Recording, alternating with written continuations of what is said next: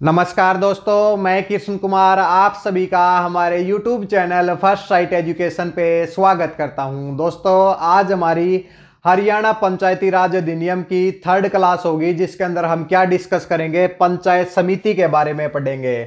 जहां पे धाराएं आपकी कहां से कहां तक हैं, धारा नंबर 55 से लेकर 116 तक धाराएं दी गई हैं। यानी कि पंचायत समिति से चाहे आपका क्वेश्चन धारा से बने, चाहे क्वेश्चन जर्नल बने, कमेटी से रिलेटेड बने, यानी कि सब क्वेश्चन को वन बाय वन डिस्कस करेंगे। हम बता देते हैं, हमने एक बार फिर से हरियाणा पंचायती राज का रिवीजन स्टार्ट किया है, जिसमें हम थर्ड क्लास को डिस्कस कर रहे हैं। 12 क्लास के अंदर आपका पंचायती राज कंप्लीट पढ़ाया जाएगा, भूमि रिकॉर्ड भी पढ़ाया जाएगा और इसके साथ में नहरों का डाटा, यानी कि ग्राम सीव पटवारी और कनाल पटवारी का जो स्पेशल सब्जेक्ट है उसको 12 क्लास के अंदर कवर किया जाएगा। बड़ी बड़ी क्लास होंगी भाई, इसलिए आप चैनल से लगातार जुड़े रहे हैं भाई, और अपनी कॉपी पेन को उठा लीजिए, साथ साथ में नोट करेंगे। अगर आप नोट नहीं कर सकते तो इन सब के स्पेशल सब्जेक्ट के नोट्स आपको मिल जाएंगे, जिसके अंदर पंचायती राज की 280 धाराएं भी होंगी, भूमि रिकॉर्ड भी होगा, नहरों का डाटा भी होगा, जिससे आप 2 या 3 दिन के अंदर स्पेशल सब्जेक्ट को कवर कर सकते हैं। नीचे कॉन्टैक्ट नंबर दिया हुआ है, और चैनल से लगातार जुड़े रहें। चैनल को, वीडियो को लाइक और चैनल को सब्सक्राइब जरूर करें, ताकि कल को जो हमारी वीडियो आएगी उसमें आपको पता लग जाए कि वीडियो अपलोड हो चुकी है, वरना फिर हमारे पास पूछोगे कि सर वीडियो नहीं आई। इसलिए चैनल को सब्सक्राइब और ये जो बेल आइकन का जो बटन है उसको प्रेस कर लें, ताकि भविष्य में जो भी क्लास होंगी वो आप तक बहुत जल्दी पहुंच जाए। शुरुआत करते हैं भाई। फर्स्ट क्लास में हमने डिस्कस किया था कि हरियाणा पंचायती राज अधिनियम में कितने अध्याय हैं। 22 अध्याय के ऊपर बहुत अच्छे से डिटेल से आपको पढ़ाया है। नीचे डिस्क्रिप्शन बॉक्स में वीडियो का लिंक मिल जाएगा। फिर हमने सेकंड क्लास में डिस्कस किया कि पंचायत, ग्राम पंचायत के बारे में, ग्राम सभा और ग्राम पंचायत की जितनी भी धाराएं हैं उनको हम डिस्कस कर चुके हैं। नीचे डिस्क्रिप्शन बॉक्स में उस वीडियो का लिंक भी मिल जाएगा। आज हमारी थर्ड क्लास होगी। अगर आप वीडियो देखना चाहते हैं तो चैनल की प्लेलिस्ट में जरूर जाएं भाई, वहां पर आपको हरियाणा ग्राम सीव पटवारी स्पेशल सब्जेक्ट के नाम से एक फोल्डर मिलेगा, वहां पर आपकी इकट्ठी क्लास आपको मिल जाएंगी। शुरुआत करते हैं भाई आज की क्लास की, और डिस्कस करते हैं कि पंचायत समिति की कौन कौन सी धाराएं इंपॉर्टेंट हैं। वन बाय वन सभी को डिस्कस करेंगे भाई।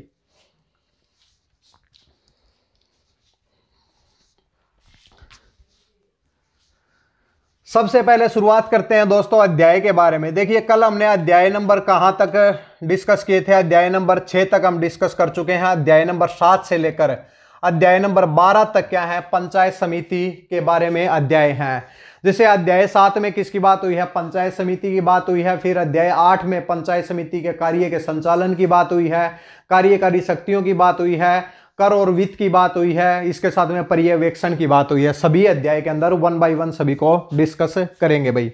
देखिए भाई, ये हमारे नोट्स हैं भाई, बिल्कुल नोट्स से आपको पढ़ाया जा रहा है। नोट्स के अंदर सब कुछ लिखा गया है जो भी आपके एग्जाम के लिए इंपॉर्टेंट है, इसलिए सभी क्लासेज अब जो रिवीजन है वो नोट्स से ही किया जा रहा है। जिसके पास नोट्स हैं वो नोट्स को सामने लेकर बैठे भाई, और जो भी नए पॉइंट है उनको नोट करें। जिसके पास नहीं है, कॉन्टैक्ट नंबर मिल जाएगा नीचे, आप वहां पर जाके नोट्स को ले सकते हैं भाई। धारा नंबर 55 भाई। देखिए भाई, कल हमारी एक क्लास हुई थी जिसके अंदर हमने बताया था कि जो ब्लॉक है, ब्लॉक स्तर के ऊपर भाई पंचायत समिति का निर्माण होता है। तो ब्लॉक को क्या है कि भाई विभिन्न हिस्सों के अंदर डिवाइड किया जाता है। ब्लॉक को क्या है, विभिन्न हिस्सों के अंदर डिवाइड किया जाता है, जिसे हम वार्ड कहते हैं। लेकिन एक जिले को विभिन्न हिस्सों के अंदर जब डिवाइड किया जाता है तो हम उसको क्या कहते हैं, ब्लॉक कहते हैं। जैसे एक जिले में 4-5 ब्लॉक मिल जाते हैं भाई आपको, ठीक है भाई। तो धारा नंबर 55 में क्या कहा गया है कि ब्लॉक का निर्माण क्या है भाई, ब्लॉक का निर्माण। धाराएं भी डिस्कस करेंगे, जर्नल क्वेश्चन भी डिस्कस करेंगे। तो ब्लॉक के निर्माण की बात कौन से अध्याय में हुई है, तो अध्याय नंबर 55 में हुई है। और इसके अंदर लिखा क्या गया है, बिल्कुल ध्यान से सुनेंगे भाई। इसमें कहा गया है कि सरकार एक अधिसूचना के द्वारा एक जिले को विभिन्न ब्लॉक्स के अंदर डिवाइड करती है भाई, ठीक है। और फिर ब्लॉक का नामकरण भी करती है। अलग अलग ब्लॉक, जिले को ब्लॉक के अंदर डिवाइड किया जाता है और उसका फिर है नामकरण भी किया जाता है। कई बार 2 ब्लॉक को मिलाकर एक ब्लॉक को बना सकते हैं, और कई बार 2 ब्लॉक को तोड़कर एक ब्लॉक को तोड़कर 2 ब्लॉक भी बनाए जा सकते हैं। इसके अंदर भाई ये लिखा गया। आपको क्या याद रखना है, धारा नंबर 55 में ब्लॉक के निर्माण की बात हुई है और फिर ब्लॉक का नामकरण भी किया जाएगा। जैसे तोशाम है भाई, तोशाम क्या है, ब्लॉक है, तो तोशाम के ऊपर क्या है, पंचायत समिति है भाई, क्या है भाई, पंचायत समिति है। तो ठीक है भाई, वन बाय वन सभी को डिस्कस करेंगे कि भाई पंचायत समिति का कार्यकारी अधिकारी कौन होता है, मेंबर कौन होते हैं। आज की क्लास बहुत इंपॉर्टेंट है, वीडियो को लास्ट तक जरूर देखें, 4-5 दिन अपने दें भाई इसके ऊपर, ताकि आपको एग्जाम में फायदा मिल सके। इसके बाद बात करते हैं भाई धारा नंबर 56 भाई। धारा नंबर 56 में क्या कहा गया है कि पंचायत समिति का गठन, पंचायत समिति का गठन कौन करेगा भाई। देखिए पंचायत समिति का जो गठन है वो किस स्तर के ऊपर होता है, ब्लॉक स्तर के ऊपर होता है। पेपर में पूछा जाए कौन सी धारा के तहत पंचायत समिति के गठन की बात हुई है, तो कौन सी धारा आ जाएगी भाई, धारा नंबर 56 भाई। इसके अंदर क्या लिखा गया है भाई, सरकार एक अधिसूचना के द्वारा क्या करेगी भाई, पंचायत समिति का गठन करेगी भाई, ठीक है भाई। और इसके अंदर कुछ एरिया को इंक्लूड भी कर सकती है और कुछ एरिया को एक्सक्लूड भी कर सकती है। कौन सी धारा के तहत, धारा नंबर 56 के तहत है। उम्मीद है कि सब पॉइंट आपको क्लियर होंगे। अब सबसे इंपॉर्टेंट धारा आ गई भी धारा नंबर 57। धारा नंबर 57 में क्या है, पंचायत समिति की संरचना। क्या लिखा गया है भाई, पंचायत समिति की संरचना, पंचायत समिति की संरचना। संरचना मतलब है कि भाई इसके अंदर कौन कौन सदस्य होते हैं, किसको मिलाकर पंचायत समिति का निर्माण होता है, तो इन सब के बारे में डिस्कस करेंगे। एक कल को लास्ट एक क्लास हुई है भाई, जिसके अंदर हमने आपको बताया कि पंचायत समिति में चुने हुए सदस्य उस ब्लॉक का विधायक और इसके साथ में अध्यक्ष और उपाध्यक्ष मिलाकर पंचायत समिति का निर्माण करते हैं। तो वन बाय वन उनको डिस्कस करेंगे भाई, ठीक है भाई। तो कौन होते हैं भाई इसके अंदर, पंचायत समिति की संरचना में चुने हुए सदस्य होते हैं। बिल्कुल ध्यान से सुने भाई, चुने हुए सदस्य, जो भी नोट्स के अंदर लिखा गया है उसके अलावा जो कुछ यहां पे लिखा जाए उसको साथ में नोट डाउन करना नोट्स के नीचे भाई, आपको बहुत फायदा मिलेगा। चुने हुए सदस्य जो कि क्या हो सकते हैं, 10 से लेकर 30 तक हो सकते हैं। पेपर में क्वेश्चन पूछा जाएगा कि पंचायत समिति में कम से कम कितने सदस्य होने चाहिए भाई, आप बताएंगे 10 भाई। पंचायत समिति में ज्यादा से ज्यादा कितने सदस्य होने चाहिए, 30 होने चाहिए। तो 10 से लेकर 30 तक इसके अंदर सदस्य होते हैं, चुने हुए सदस्य। इसके बाद क्या हो जाएगा कि ब्लॉक का जो विधायक होता है, चाहे वो पूरे रूप से हो या फिर कई बार क्या होता है कि कुछ एरिया अलग होता है, विधायक का एरिया थोड़ा सा अलग होता है, तो ब्लॉक के का एक विधायक होता है, चाहे वो पूर्ण रूप से हो या फिर पार्शली रूप से हो। तो जो ब्लॉक का जो विधायक है वो भी इसका क्या होता है, सदस्य होता है। लेकिन एक वर्ड याद रखना भी साथ में, एक्स ऑफिस। क्या होता है, एक्स ऑफिस मेंबर होता है, एक्स ऑफिस मेंबर। और हिंदी वाले क्या याद रखेंगे भाई, पदेन सदस्य। क्या होता है, पदेन सदस्य। एक ऐसा सदस्य जिसके पास पहले से कोई पद है लेकिन उसको अतिरिक्त कार्यभार दिया गया है, उसको हम क्या बोलते हैं, पदेन सदस्य बोलते हैं। तो ब्लॉक का जो विधायक होता है वो क्या होता है, पदेन सदस्य होता है पंचायत समिति का। इसके अलावा जो 10 से लेकर 30 सदस्य जो चुने जाते हैं, तो ये सदस्य अपने एक अध्यक्ष और उपाध्यक्ष का चुनाव करते हैं भाई, ताकि भाई मीटिंग का तो संचालन कोई करेगा, जो भी पीठासीन अधिकारी तो कोई होगा। तो ये चुनते हैं भाई, एक चुनते हैं अध्यक्ष को भाई। किसको चुनते हैं भाई, अध्यक्ष को, और वह उपाध्यक्ष को। अध्यक्ष व उपाध्यक्ष, हिंदी के अंदर अध्यक्ष और उपाध्यक्ष देखेंगे, इंग्लिश के अंदर पूछा जाए तो चेयरमैन होता है भाई। कौन होता है, चेयरमैन, और एक क्या होता है, वाइस चेयरमैन। एक चेयरमैन होता है, एक वाइस चेयरमैन होता है। तो इसको मिलाकर क्या होती है, पंचायत समिति की संरचना होती है। एक चीज और ध्यान में रखेंगे,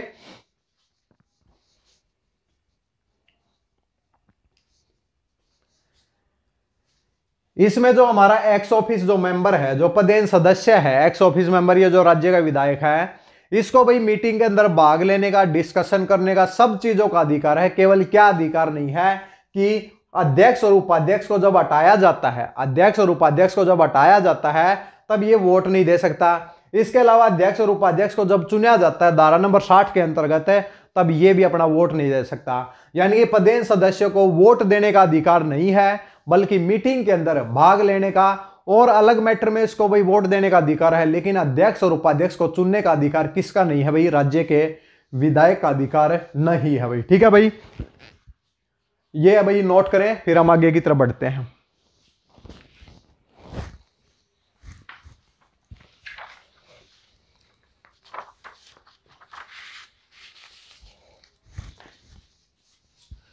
इसके बाद बात करते हैं भाई, देखिए 116 तक हम धाराएं पढ़ेंगे, फिर 117 अगली क्लास में जिला परिषद करेंगे।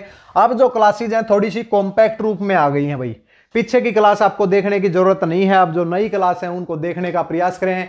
वैसे हमने सब कुछ करा रखा है भाई, नीचे आपको डिस्क्रिप्शन बॉक्स में वीडियो मिल जाएंगी, 280 धाराएं पढ़ा रखी है, भूमि रिकॉर्ड भी पढ़ा रखा है, नहरी पटवारी भी पढ़ा रखा है, और जो साथ साथ में नोट नहीं कर सकते और जिनके पास इतना टाइम नहीं है उनके लिए नोट्स भी तैयार किए गए हैं। डिस्क्रिप्शन बॉक्स में एक कॉन्टैक्ट नंबर दिया हुआ है, आपको 126 पेज की पीडीएफ मिलेगी भाई, जिसमें आपको क्या होगा, कंप्लीट स्पेशल सब्जेक्ट मिलेगा। तो देख लेना भाई, जो भी नंबर है उसके ऊपर अगर इंटरेस्टेड है तो ले सकते हैं, वरना क्लासेज के अंदर सब आपको पढ़ाया गया है। धारा नंबर 58 में भाई, 58 में किसकी बात हुई है, 55 में ब्लॉक का निर्माण, 56 में पंचायत समिति का गठन, 57 में पंचायत समिति की संरचना, और 58 में क्या हो जाएगा भाई, चुने हुए सदस्य, चुने गए सदस्य, चुने गए सदस्य, चुने गए सदस्यों की बात हुई है भाई, इलेक्टेड मेंबर की बात हुई है पंचायत समिति में। किसमें भाई, पंचायत समिति में। पंचायत समिति में चुने हुए सदस्य कितने हो सकते हैं भाई, बताइए। अभी अभी आपको बताया है 10 से लेकर 30 सदस्य हो सकते हैं। क्या हो सकते हैं भाई, 10 से लेकर 30 सदस्य हो सकते हैं। चुनाव किस प्रकार होता है भाई, देखिए भाई, जिले को ब्लॉक के अंदर बांटा गया है, ठीक है भाई। अब ब्लॉक क्या है, अब ब्लॉक के अंदर क्या होता है कि छोटे छोटे हिस्से और बनाए जाते हैं चुनाव के पर्पज से, जिसको हम क्या कहते हैं, ब्लॉक कहते हैं भाई। क्या कहते हैं, ब्लॉक कहते हैं, या फिर वार्ड, ब्लॉक नहीं भी वार्ड कहते हैं जिनको। और वार्ड से कुछ सदस्य चुनकर आते हैं जो कि पंचायत समिति के सदस्य होते हैं, जो कि 10 से लेकर 30 तक हो सकते हैं। अब भाई कम से कम, जब हमने कहा कि 10 सदस्य हैं तो भाई कितने के ऊपर भाई, मान लिया कि एक पंचायत समिति है भाई, एक पंचायत समिति है, कम से कम ये कितने होने चाहिए भाई, 10 होने चाहिए। तो इसमें लिखा गया है कि अगर 40,000 सदस्य हैं, अगर किसी पंचायत समिति में 40,000 सदस्य हैं या फिर उससे कम है, तो उसके अंदर कितने सदस्य चुने जाएंगे, 10 सदस्य चुने जाएंगे। कितने चुने जाएंगे भाई, 10 सदस्य है। अब आप यहां से देख लो कि 40,000 के ऊपर 10 सदस्य चुने जा रहे हैं, तो एक वार्ड में कितने वोटर्स के ऊपर भाई एक सदस्य चुना जाएगा, तो 4,000 के ऊपर भाई। क्लियर हो जाना चाहिए भाई। एक पंचायत समिति है जिसके भाई जो वोटर्स की जो संख्या है वो 40,000 है, ठीक है भाई, 40,000 जनसंख्या है, कम से कम 10 चुनने हैं, तो भाई कम से कम क्या होगा कि 4,000 के ऊपर एक व्यक्ति को चुनना होगा भाई, 4,000 के ऊपर एक व्यक्ति को चुनना होगा। अगर किसी ब्लॉक स्तर के ऊपर भाई पंचायत समिति की जो जनसंख्या है, इनके जो वोटर्स की संख्या वो 50,000 से ज्यादा है, चाहे वो लाख है चाहे 2 लाख है भाई, ठीक है भाई। अब उसमें क्या होगा, उसके अंदर कितने सदस्य होगा, उसमें 5,000 के ऊपर एक सदस्य चुना जाएगा भाई, 5,000 के ऊपर क्या होगा, एक सदस्य क्या होगा, चुना जाएगा भाई। कितने के ऊपर भाई, 5,000 के ऊपर। तो क्लियर हो जाना चाहिए। धारा नंबर 58 में चुने गए सदस्यों की बात हुई है पंचायत समिति के, 10 से लेकर 30 सदस्य हो सकते हैं। 10 सदस्य 4,000 के ऊपर एक भाई, 40,000 इसकी जनसंख्या होनी चाहिए, और 5,000 के ऊपर एक सदस्य चुना जाएगा कब, जब पंचायत समिति की जनसंख्या 50,000 से, यानी कि 50,000 नहीं भी 40,000 से ज्यादा होगी। 40,000 से अगर ज्यादा हुई तो ये है, और कम हुई तो ये हो जाएगा भाई। क्लियर है भाई। कोई भी टीचर या कोई भी यूट्यूबर आपको इस तरीके से डिटेल में नहीं पढ़ाएगा, एक दिन के अंदर 150 धाराएं आपको पढ़ा देंगे, लेकिन उन धाराओं को पढ़ के आप ये जरूर देख लेना कि जो पीछे वाला जो पेपर आपका है, जो जनवरी में जो पेपर हुआ, उससे आपके कितने क्वेश्चन ठीक होते हैं। एक भी क्वेश्चन ठीक नहीं होगा भाई, ऊपर ऊपर से क्वेश्चन नहीं पूछे गए हैं, 10 से 12 बिल्कुल डिटेल वर्जन में क्वेश्चन पूछे गए हैं पीछे जनवरी में। अगर अब की बार भी डिटेल में पूछे जाते हैं तो ये जो क्लासेज हैं आपको बहुत ही फायदेमंद साबित होंगे भाई। शुरुआत क्या, आगे की तरफ बढ़ते हैं भाई। इसका स्क्रीनशॉट ले सकते हैं, देख लीजिए भाई क्या दिया हुआ इसके अंदर।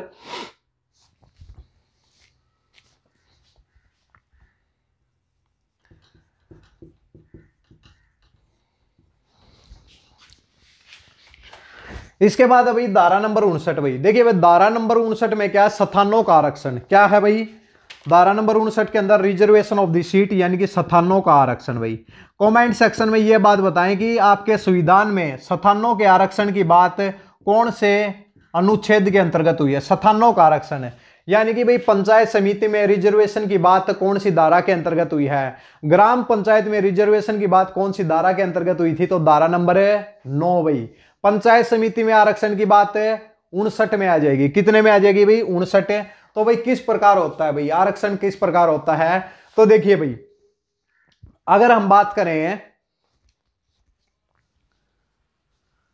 अगर हम बात करें पंचायत समिति के लिए शेड्यूल्ड कास्ट की भाई, तो शेड्यूल्ड कास्ट का जो रिजर्वेशन है उनकी जनसंख्या के अनुपात के आधार पे होगा भाई। अब भाई 10% अगर जनसंख्या है तो 10% आरक्षण होगा, 20% जनसंख्या है किसी पंचायत समिति में तो 20% आरक्षण हो जाएगा, यानी कि जनसंख्या के अनुपात में उनका क्या होगा, आरक्षण होगा। तो जनसंख्या के अनुपात में, तो जनसंख्या के अनुपात में, जनसंख्या के अनुपात में क्या होगा भाई, उनका आरक्षण होगा भाई। ठीक है भाई। इसके बाद अगर कोई पूछे कि अदर बैकवर्ड क्लास का कितना आरक्षण है, तो 2020 में 8% है भाई। या कम से कम कितने सदस्य होंगे भाई, 2 सदस्य होंगे। 8 ओबीसी के लिए शर्त है कि 2 से कम सीटें नहीं हो सकती, ओबीसी के लिए 8% या 2 से कम सीटें, 2 से कम सीटें नहीं हो सकती भाई, 2 से कम सीटें नहीं हो सकती भाई। इसके बाद तीसरा चलते हैं भाई महिलाओं का। अगर पूछा जाए पंचायतों में हरियाणा में महिलाओं का कितना प्रतिशत आरक्षण है, तो भाई सीधा लिख देना भाई 50% है। पूछा जाए संविधान के अनुसार महिलाओं का कितना प्रतिशत आरक्षण है, तो 33% है भाई। संविधान और इसमें भाई कंफ्यूज नहीं होना आपको, बिल्कुल ये ध्यान रखें भाई। ठीक है, तो भाई तीनों आपके हो गए भाई स्थानों का आरक्षण बिल्कुल। पूछा जाए अध्यक्ष और उपाध्यक्ष के लिए सेम रहेगा, जनसंख्या के अनुपात में अध्यक्ष और उपाध्यक्ष का ही रहेगा। महिलाओं का भी अध्यक्ष चाहे उपाध्यक्ष हो 50% होगा, अदर बैकवर्ड क्लास का 8% होगा। क्लियर हो जाना चाहिए भाई। ठीक है भाई। तो ज्यादा इंग्लिश के अंदर बहुत कुछ लिखा हुआ है, देखिए भाई बिल्कुल इंग्लिश के अंदर बहुत कुछ लिखा हुआ है ओरिजिनल एक्ट के अंदर, लेकिन जो भी कंक्लूजन है वो आपको बता दिया गया। 3 लाइन में कंक्लूजन कंप्लीट है, स्क्रीनशॉट लें, फिर आगे की तरफ बढ़ते हैं भाई।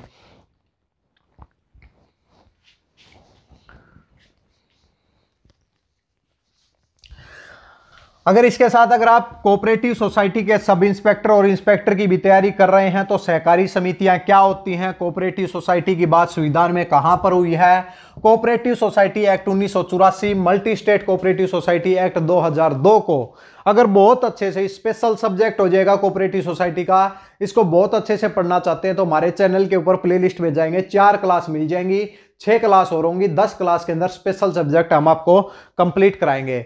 इसलिए आपको स्पेशल सब्जेक्ट के लिए कहीं जाने की जरूरत नहीं है, ज्यादा से ज्यादा चैनल से जुड़ेंगे, जैसे ही क्लास अपलोड होगी आपके पास नोटिफिकेशन पहुंच जाएगा और आपको कहीं से सर्च करने की कोई भी जरूरत नहीं होगी भाई। शुरुआत करते हैं धारा नंबर 60 की भाई। धारा नंबर 60 के अंदर क्या दिया हुआ है देख लो भाई।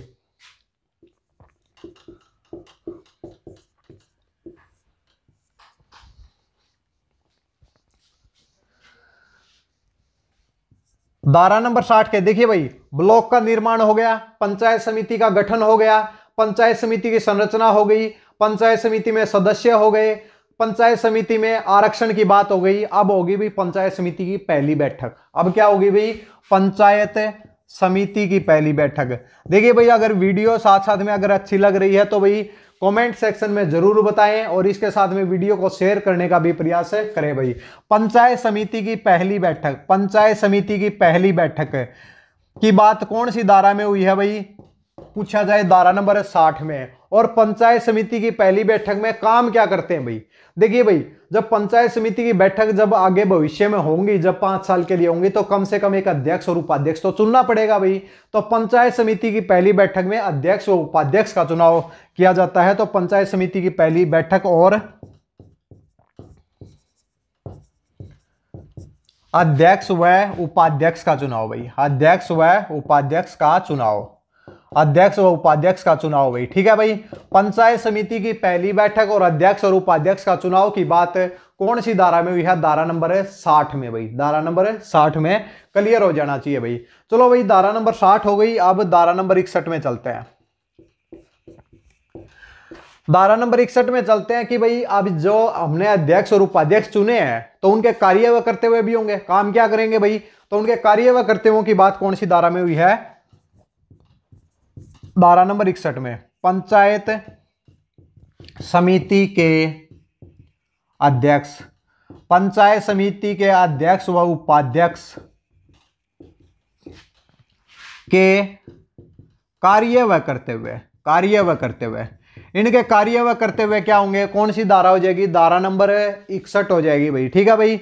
इसके बाद क्या लिखा गया है भाई, इसमें लिखा गया है अध्यक्ष की भाई शक्तियां क्या होती हैं, ये बता देते हैं भाई। देखिए अध्यक्ष पंचायत समिति को बैठक को बुलाने व संचालित करने का कार्य करता है। क्या वो काम होता है भाई? जिस प्रकार सरपंच ग्राम सभा और ग्राम पंचायत की बैठक को बुलाता है, सेम उसी प्रकार अध्यक्ष क्या करता है? पंचायत समिति को बैठक को बुलाता भी है, उसको संचालित भी करता है। अध्यक्ष की अनुपस्थिति में बैठक को उपाध्यक्ष संचालित करता है भाई। अध्यक्ष अगर नहीं है तो फिर कौन करेगा भाई? उपाध्यक्ष करेगा। वैसे ही होता है जैसे कि भाई भारत का राष्ट्रपति नहीं है तो भाई उपराष्ट्रपति काम करेगा, उपराष्ट्रपति भी नहीं है तो भाई और कोई सी व्यक्ति को चुन लेंगे भाई। इसी प्रकार तो होता है। ठीक है, तो अब धारा नंबर 62 के अंदर साथ में हमारे पास ओरिजिनल एक्ट है, साथ में हमारे पास नोट्स हैं। ठीक है, तो इनसे रिलेटेड जो भी एक्स्ट्रा फैक्ट होंगे वो भी आपको बता देंगे भाई। देखिए क्या कहा गया है, थोड़ा सा ध्यान से सुनिए। बैठक को बुलाने, मीटिंग को संचालित करने का काम किसका होता है भाई? चेयरमैन का काम होता है।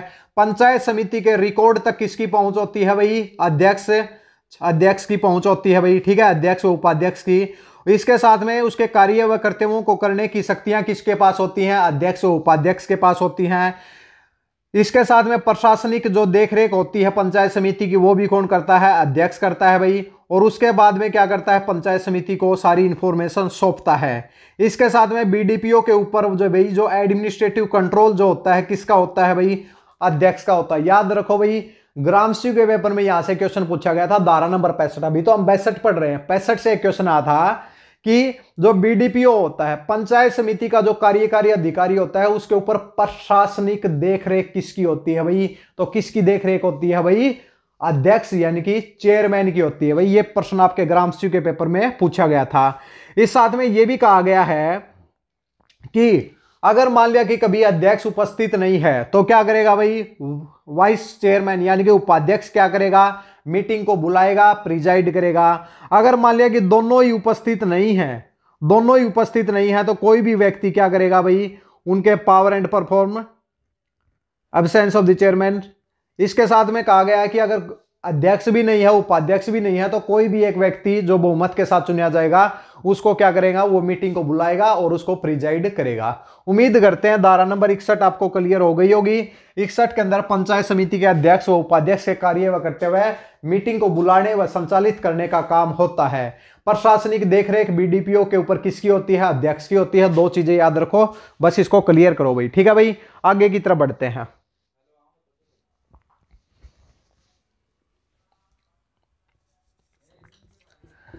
इसके बाद भाई धारा नंबर 62। धारा नंबर 62 के अंदर क्या कहा गया है? The term of the office of the chairman and the vice chairman. क्या कहा गया है भाई? चेयरमैन यानी कि अध्यक्ष व उपाध्यक्ष। अध्यक्ष व उपाध्यक्ष बिल्कुल इंपॉर्टेंट धारा भाई। अध्यक्ष व उपाध्यक्ष, एक बार इसको रब कर देते हैं, स्क्रीनशॉट लें भाई, क्योंकि थोड़ी बड़ी धारा बनेगी, इंपॉर्टेंट है।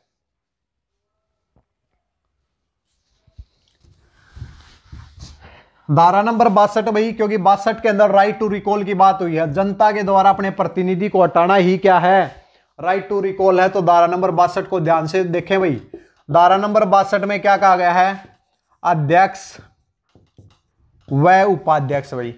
अध्यक्ष व उपाध्यक्ष का कार्यकाल, अध्यक्ष व उपाध्यक्ष का कार्यकाल व हटाने की प्रक्रिया, हटाने की प्रक्रिया प्रोसेस भाई, हटाने की प्रक्रिया। ठीक है भाई। Tenure of the chairman and the vice chairman and the procedure for the removal of the chairman and the vice chairman. ठीक है भाई, किस प्रकार होगा भाई? देखिए भाई, जब तक अध्यक्ष और उपाध्यक्ष को हटाया ना जाए, इसका कार्यकाल कितना होगा भाई? 5 वर्ष का। बिल्कुल ध्यान से सुनेंगे, 5 वर्ष का होगा। अगर इनको हटाना है तो क्या होगा भाई? जो सदस्य 10 से लेकर 30 तक होते हैं, 10 से लेकर 30 तक होते हैं, विधायक का कोई काम नहीं होता है। अध्यक्ष उपाध्यक्ष के को हटाने की बात चल रही है, तो सदस्य कितने हैं? 10 से लेकर 30 सदस्य हैं। अगर ये सदस्य 2/3 वोटिंग के साथ, ये सदस्य 2/3 वोटिंग के साथ क्या करें? इसके खिलाफ वोटिंग कर दें भाई। अध्यक्ष व उपाध्यक्ष के खिलाफ अगर वोटिंग कर देते हैं तो उसको क्या कर सकते हैं? हम हटा सकते हैं। क्या कर सकते हैं भाई? हटा सकते हैं। पूछा जाए कि भाई इनके खिलाफ, अध्यक्ष व उपाध्यक्ष के खिलाफ अविश्वास प्रस्ताव लाने की बात कौन सी धारा में हुई है? तो धारा नंबर 62 में हुई है। क्या हुई है भाई? 62 के अंदर हुई है। ठीक है। अब जो ये हटाने की बात हो रही है, ये कितने साल बाद हो सकता है इसके खिलाफ? तो 1 साल बाद भाई। अध्यक्ष व उपाध्यक्ष के चुनाव के बाद 1 साल बाद उसके खिलाफ क्या कर सकते हैं, हम अविश्वास प्रस्ताव ला सकते हैं भाई। हम अभी जनता की बात नहीं हो रही भी, राइट टू रिकॉल की बात नहीं हो रही, अभी ये सदस्य कर रहे हैं भाई।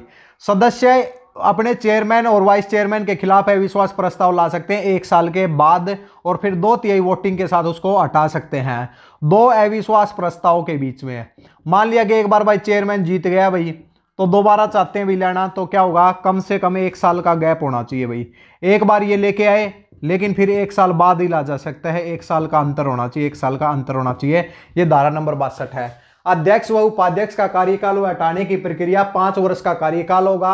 हटाने के लिए सदस्य 2/3 वोटिंग के साथ उसको हटा सकते हैं। 1 साल बाद अविश्वास प्रस्ताव लाया जा सकता है और 1 साल का अंतर होना चाहिए 2 अविश्वास प्रस्ताव के बीच में। अब भाई एक क्वेश्चन बिल्कुल ध्यान से सुनिए।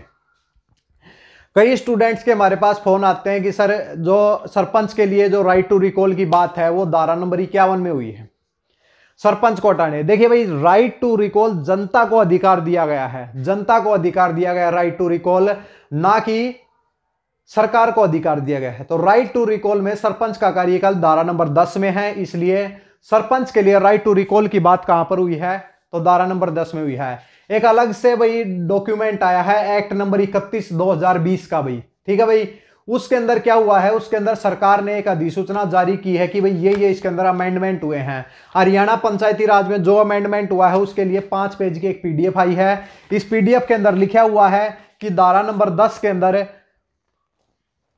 सरपंच के खिलाफ अविश्वास प्रस्ताव लाया जा सकता है भाई, ठीक है, जनता के द्वारा। तो धारा नंबर गवर्नमेंट का डॉक्यूमेंट है, गवर्नर ने उसको पारित किया है, तो उससे बड़ा सबूत क्या हो सकता है भाई, ठीक है। सरकार ने अधिसूचना जारी की है तो सबसे बड़ा सबूत वो है। बुक के अंदर भाई वैसे ही लिख देते हैं कि भाई हटाने की बात है तो 51 में हुई है। तो ध्यान रखें, सरपंच के लिए राइट टू रिकॉल धारा नंबर 10 में। पंचायत समिति के लिए राइट टू रिकॉल पूछा जाए, हाँ एक क्वेश्चन और पूछ सकते हैं, क्या पंच के खिलाफ अविश्वास प्रस्ताव ला सकती है जनता? नहीं ला सकती भाई, केवल सरपंच के लिए है भाई, ये केवल ध्यान रखें, ठीक है। इसके बाद भाई पंचायत समिति के सदस्यों के लिए भाई बिल्कुल ध्यान से सुने, हो गया भाई 62, यहां पे राइट टू रिकॉल लेना है भाई। तो धारा नंबर एक नई धारा जोड़ी गई है अभी 2020 में, धारा नंबर 62 भाई। 62 में क्या है कि अध्यक्ष व उपाध्यक्ष की जगह में क्या लिखना है, पंचायत समिति के सदस्यों का कार्यकाल। पंचायत समिति के सदस्यों का कार्यकाल, पंचायत समिति के सदस्यों का कार्यकाल व हटाने की प्रक्रिया, हटाने की प्रक्रिया।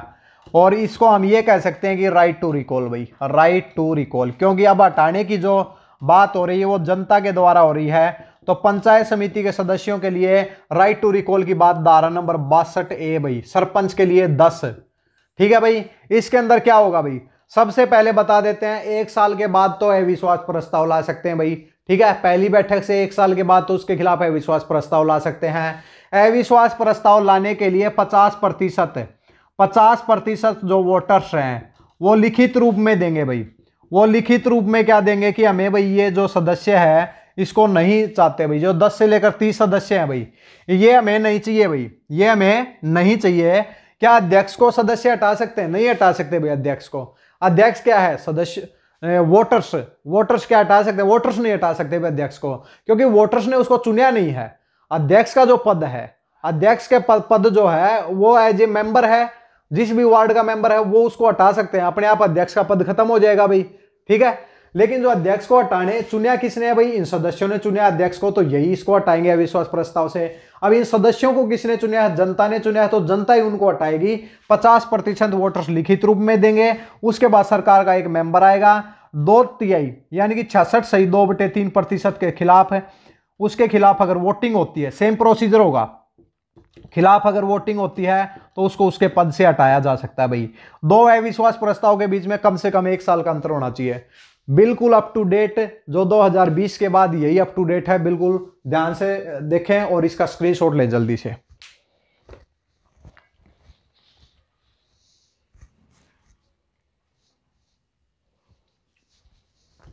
ठीक है भाई, 62 और 62A भी हो गया। अब 63 भाई, 63 में है भाई अनुपस्थिति के लिए छुट्टी भाई। अगर कोई व्यक्ति या कोई सदस्य सरकार को या पंचायत समिति को बिना बताए अपनी मीटिंग से भाई मीटिंग के अंदर आता ही नहीं है तो भाई क्या करेंगे, उस पद को भी, उसको भी उसके पद से हटाया जा सकता है। अब धारा कौन सी होगी वो देख लेते हैं भाई, कौन सी धारा होगी। ठीक है, धारा नंबर 63 भाई, धारा number 63 leave of the absence भाई। ठीक है, और देख लेते हैं क्या दिया गया है इसमें। धारा नंबर 63, धारा नंबर 63 भाई, ये ज्यादा इंपॉर्टेंट नहीं है, अनुपस्थिति। अब धारा नंबर 65 बहुत इंपॉर्टेंट आ गया, अनुपस्थिति के लिए छुट्टी भाई। थोड़ा सा इसके बारे में बता देते हैं जितना भी हो सके। इसमें क्या कहा गया है कि अगर कोई पंचायत समिति का कोई सदस्य है अपने पद से बिना बताए भाई लगातार 4 मीटिंग में अब्सेंट रह जाता, बिना बताए 4 मीटिंग को लगातार अटेंड नहीं करता, तो पंचायत समिति क्या कर सकती है, उसके पद को खारिज कर सकती है और फिर उसके बारे में जिला परिषद को बताएगी और जिला परिषद सरकार को बताएगी और सरकार उसी के हिसाब से उसको एक्शन लेगी भाई। ठीक है भाई, अगर कोई व्यक्ति लगातार 4 मीटिंग से अपने पद से मतलब जिस चीज के लिए उसको चुना गया है तो मीटिंग के अंदर भाग नहीं लेता है लगातार 4 बार, तो उसको उसके पद से हटाया जा सकता है पंचायत समिति के द्वारा। ये लिखा गया है कौन सी धारा के तहत, धारा नंबर 63 के तहत। आगे की तरफ बढ़ते हैं, धारा नंबर 64 भाई। देखिए भाई, अभी धारा नंबर 62 में हमने कहा था कि चेयरमैन और वाइस चेयरमैन को हटाने की बात हुई है। कौन हटा रहे थे भाई, उसके सदस्य हटा रहे थे। लेकिन अगर अब सरकार हटाना चाहे तो क्या सरकार उनको हटा सकती है, तो हटा सकती है भाई। क्या है, सस्पेंशन भाई, सस्पेंड करना, सस्पेंशन यानी कि निलंबित करना, हटाने की बात नहीं हुई है भाई। सस्पेंशन ऑफ द चेयरमैन, क्या भाई हम इंग्लिश के अंदर लिखने लग गए, इंग्लिश का एक हाथ में है भाई। ठीक है, इंग्लिश के अंदर लिखने लगे, हिंदी के अंदर पढ़ा रहे हैं। इंग्लिश में पहले हमने पढ़ा था, बहुत ज्यादा डिमांड हिंदी के अंदर आई तो हिंदी के अंदर पढ़ा दिया भाई। तो क्या हो जाएगा भाई, अध्यक्ष व उपाध्यक्ष, अध्यक्ष व उपाध्यक्ष को निलंबित करना, अध्यक्ष व उपाध्यक्ष को निलंबित करना भाई। किसके द्वारा, सरकार के द्वारा। कौन सी धारा है भाई, धारा नंबर 64 भाई, धारा नंबर 64 हो जाएगी। इसमें क्या कहा गया है, इसमें कहा गया है कि अगर किसी अध्यक्ष या उपाध्यक्ष के खिलाफ कोई कानूनी कार्रवाई चल रही है, कोई क्रिमिनल केस चल रहा है, तो सरकार क्या कर सकती है, उस व्यक्ति को कुछ पीरियड के लिए सस्पेंड कर सकती है भाई, निलंबित कर सकती है। सस्पेंशन 6 महीने का होगा भाई, ज्यादा से ज्यादा 6 महीने का होगा एक बार, दोबारा हुआ तो और आगे भी इसको बढ़ा सकते हैं भाई। ठीक है भाई, इसके साथ में कहा गया है कि अगर चेयरमैन या वाइस चेयरमैन के खिलाफ अगर कोई भी सस्पेंशन चल रहा है, उसको निलंबित कर दिया गया, तो फिर क्या होगा भाई, अब मीटिंग को प्रिजाइड कौन करेगा, तो उन्हीं सदस्यों में से एक सदस्य और चुना जाएगा जो कि मीटिंग को बुलाएगा, मीटिंग को प्रिजाइड करेगा और फैसले लेगा भाई। ठीक है, तो ये कौन सी धारा में कहा गया है, ये धारा नंबर 64 में कहा गया है। क्लियर हो जाना चाहिए भाई।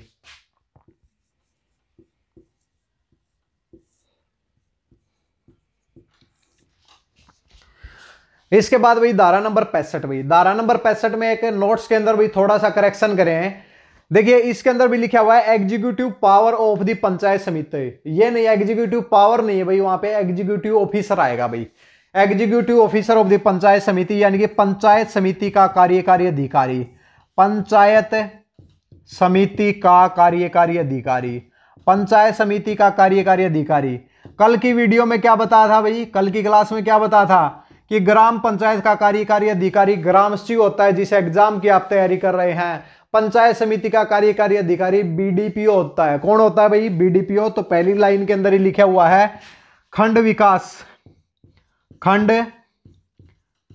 और पंचायत अधिकारी, खंड विकास और पंचायत अधिकारी। खंड विकास और पंचायत अधिकारी क्या होता है भाई, समझ में नहीं आया होगा भाई, शॉर्ट फॉर्म में लिख दें बीडीपीओ। बीडीपीओ क्या होता है भाई, बीडीपीओ पंचायत समिति का कार्यकारी अधिकारी होता है।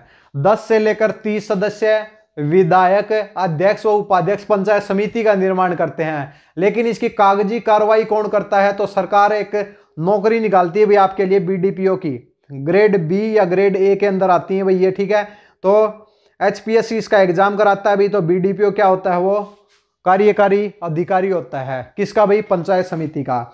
इसके साथ में जो पेपर के अंदर प्रश्न पूछा गया था अभी 2021 में, उसमें कहा था कि भाई जो ये बीडीपीओ कार्यकारी अधिकारी है किसके प्रशासनिक नियंत्रण में काम करता है। तो किसके नियंत्रण में काम करता है भाई, जो कार्यकारी अधिकारी है, कार्यकारी अधिकारी किसके नियंत्रण में काम करता है, प्रशासनिक नियंत्रण में। तो हम क्या कहेंगे, अध्यक्ष अध्यक्ष यानी कि चेयरमैन के प्रशासनिक नियंत्रण में, चेयरमैन के प्रशासनिक नियंत्रण में कार्य करता है, नियंत्रण में कार्य करता है भाई। चेयरमैन के प्रशासनिक नियंत्रण में क्या करता है, कार्य करता है। इसके साथ में कहा गया है कि भाई एग्जीक्यूटिव ऑफिसर को मीटिंग के अंदर भाग लेने, बोलने, सब चीजों का अधिकार है, लेकिन वोटिंग का अधिकार नहीं है भाई। तीसरा क्या लिखना है भाई, वोटिंग अधिकार, वोटिंग से वंचित किया गया है भाई, वोटिंग से वंचित भाई, वोटिंग से क्या किया गया है, इसको वंचित किया गया है, वोटिंग का अधिकार नहीं है। तो ये आपकी धारा नंबर 65 है। पंचायत समिति का कार्यकारी अधिकारी की बात धारा नंबर 65 में हुई है। पंचायत समिति का कार्यकारी अधिकारी बीडीपीओ होता है। प्रशासनिक नियंत्रण अध्यक्ष के प्रशासनिक नियंत्रण में कार्य करता है। वोटिंग से इसको वंचित रखा गया है। जल्दी से स्क्रीनशॉट लें। और अगर आप चैनल के ऊपर नए आए हैं, पहली बार वीडियो देख रहे हैं, तो नीचे भाई एक सब्सक्राइब का बटन होगा, उसको सब्सक्राइब भी करें, बेल आइकन का करें भाई साथ में। तो और शेयर का बटन अगर जरूरी हो, लगे कि आपको भाई शेयर भी करनी है वीडियो, तो शेयर भी कर सकते हैं। ठीक है भाई, एक बार स्क्रीनशॉट लेंगे इसका।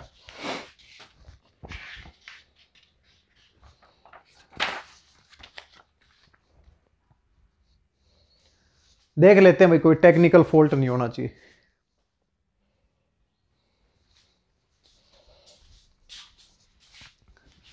ठीक है भाई, अब आगे की तरफ बढ़ो भाई।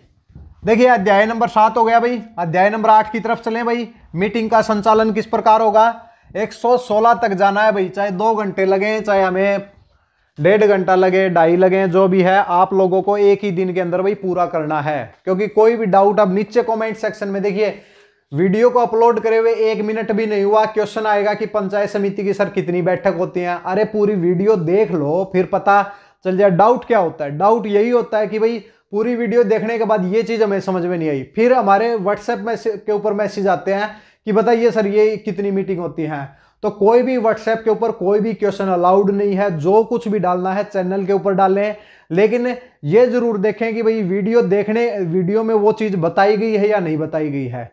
अगर वीडियो में वो चीज बताई है और फिर उसी को क्वेश्चन अगर आप पूछ रहे हैं, जब साफ साफ बता दिया इतनी बैठक हो रही है, इतनी वो हो रही है, और फिर क्वेश्चन पूछा जा रहा है, ठीक है, तो आप पूरी वीडियो देखकर क्वेश्चन पूछें भाई। ये नहीं कि अपना क्वेश्चन डाल दें कि हमें केवल यही जानना है। तो पूरी वीडियो देखने के बाद ही अपने डाउट को लें भाई, ठीक है, तभी उसका जवाब दिया जाएगा। वैसे वीडियो में बता रखा है, हम वहां पे कमेंट करके बता रहे हैं, ऐसा नहीं होगा। अगर कुछ नई चीज है तो हम सोच सकते हैं कि भाई हम आपको बताएंगे। शुरुआत करते हैं भाई अध्याय नंबर 8 भाई। अध्याय नंबर 8 में क्या हुआ है कि पंचायत समिति के कार्य का संचालन भाई। पंचायत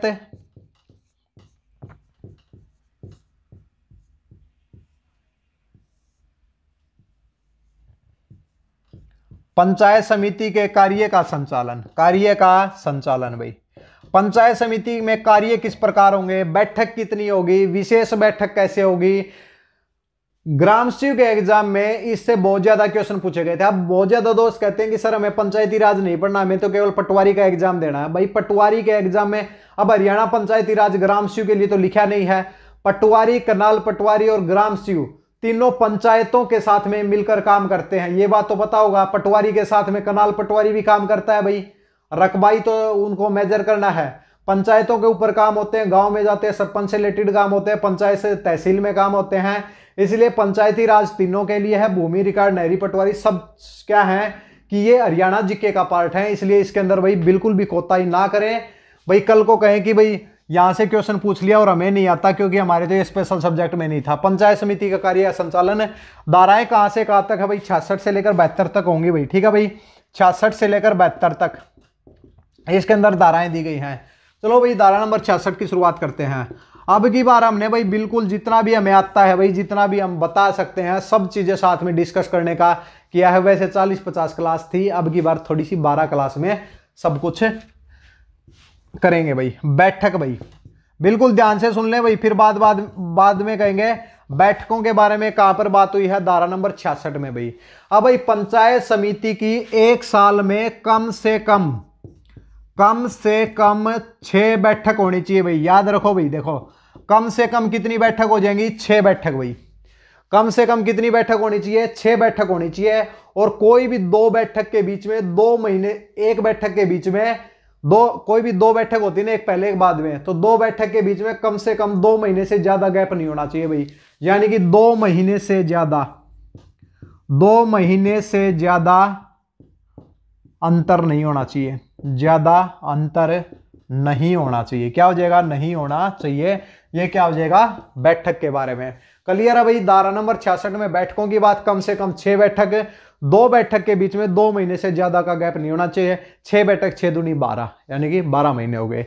इसके अलावा अगर पंचायत समिति चाहती है कि भाई हम कुछ स्पेशल बैठक बुलाएं, तो वो भी उनके पास प्रावधान है भाई, वो भी उनके पास क्या है? प्रावधान है। इसके साथ में और कुछ भी लिख रखे है भाई, वो बता देते हैं क्या लिखा हुआ है। इसमें लिखा गया है कि इन मीटिंग के अलावा अगर हर पंचायत समिति कम से कम एक सेशन, 6 महीने में एक सेशन को जरूर बुलाएगी भाई। ठीक है भाई, not less than the 2 days, जो कि 2 दिन से कम नहीं होगा।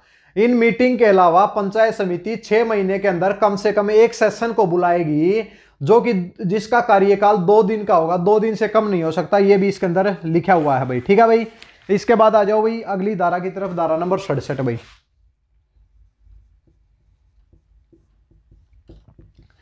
धारा नंबर 67 में लिखा गया है कि साधारण या विशेष बैठक बुलाना, साधारण या विशेष बैठक, साधारण या विशेष बैठक को बुलाना, यानी कि ऑर्डिनरी मीटिंग लगा लो, चाहे आप क्या करो, साधारण या विशेष बैठक को बुलाना की बात कौन सी हुई है? धारा नंबर 67 में अंदर हुई है। तो ये इसमें क्या लिखा गया है, इसमें भी देख लेते हैं भाई। मीटिंग बुलाने का क्या प्रोसीजर है, क्या लिखा गया भाई इसमें? देखिए, मीटिंग जो है या तो भाई देखो भाई साधारण मीटिंग होगी या फिर क्या होगी? स्पेशल मीटिंग होगी। और स्पेशल मीटिंग बुलाने के लिए क्या करना होगा भाई? अगर साधारण बैठक है तो उसके लिए 10 दिन पहले भाई उसको नोटिस देना पड़ेगा। अगर स्पेशल बैठक है उसको 4 दिन पहले नोटिस देना पड़ेगा भाई। स्पेशल बैठक के लिए 4 दिन पहले नोटिस दिया जाएगा और साधारण मीटिंग के लिए 10 दिन पहले नोटिस दिया जाएगा। इसके साथ में और क्या लिख रखे है भाई? और कुछ नहीं है भाई। ठीक है भाई, तो मीटिंग को बुलाने की बात धारा नंबर 67 में। इसके बाद आ जाओ एक इंपॉर्टेंट धारा है, धारा नंबर 68 भाई। धारा नंबर 68 में क्या कहा गया है? इसमें कहा गया है कि भाई स्पेशल मीटिंग को बुलाने, कोरम, कोरम है भाई, कोरम। एक तो ये वर्ड है भाई कोरम। कोरम का मतलब क्या होता है? वो कम से कम सदस्य एक मीटिंग के अंदर, बैठक के अंदर उपस्थित होने चाहिए, ताकि मीटिंग को भाई की कार्रवाई करी जा सके, मीटिंग का संचालन किया जा सके। वो क्या होता है भाई? वो कोरम होता है। ठीक है भाई, अब आ जाओ भाई, एक टेक्स्ट बुक चल रही है भाई, टेक्स्ट बुक के ऊपर हरियाणा पंचायती राज के क्वेश्चन डाल रहे हैं और आंसर उनको खुद को नहीं पता और पता नहीं क्या कर रहे हैं। देखिए, कोरम, कम से कम सदस्य भाई, साधारण, बिल्कुल ध्यान से देख लें भाई, साधारण बैठक के लिए, अब ये हमारे हाथ में भाई बिल्कुल ओरिजिनल एक्ट है जो कि सरकार का है, उसके अंदर क्या लिखा हुआ है वो देख लो भाई। और तो टेक्स्ट बुक वाले तो कल भाई जिम्मेवारी भी नहीं लेंगे, ये कहते हैं कि हम जिम्मेवारी लेते हैं, हमारे क्वेश्चन की कोई जिम्मेवारी नहीं होती। ठीक है, कल को सोर्स ढूंढने लग जाएंगे कि भाई इसका हमें तो भाई वो ऑब्जेक्शन डालना है, तो ये एक्ट ही काम आएगा और कुछ काम नहीं आएगा। साधारण बैठक भाई, साधारण बैठक के लिए क्या होने चाहिए भाई? 1/3 सदस्य, 1/3 सदस्य मौजूद होने चाहिए, जितने भी सदस्य उस टाइम पे मौजूद हैं। ये नहीं कि भी टोटल कितने सदस्य थे कुछ को हटा दिया गया, एट ए टाइम जितने सदस्य मौजूद हैं, यानी कि आज के टाइम पंचायत समिति में मान लिया कि 15 है भाई, 15 है, तो 15 का क्या होना चाहिए भाई? साधारण बैठक के अंदर 1/3 होना चाहिए, 5 सदस्य होने चाहिए। अच्छा, विशेष बैठक का भाई उस टाइम पे, उस समय के ऊपर उस समिति में कितने हैं, तो विशेष बैठक में क्या हो जाएगा? 50% आ जाएगा। कितना आ जाएगा? 50%। ठीक है भाई, 1/2 हो जाएगा। तो क्लियर हो जाना चाहिए भाई धारा नंबर 68 भाई। ठीक है, स्क्रीनशॉट लो भाई, फिर आगे इधर बढ़ते हैं।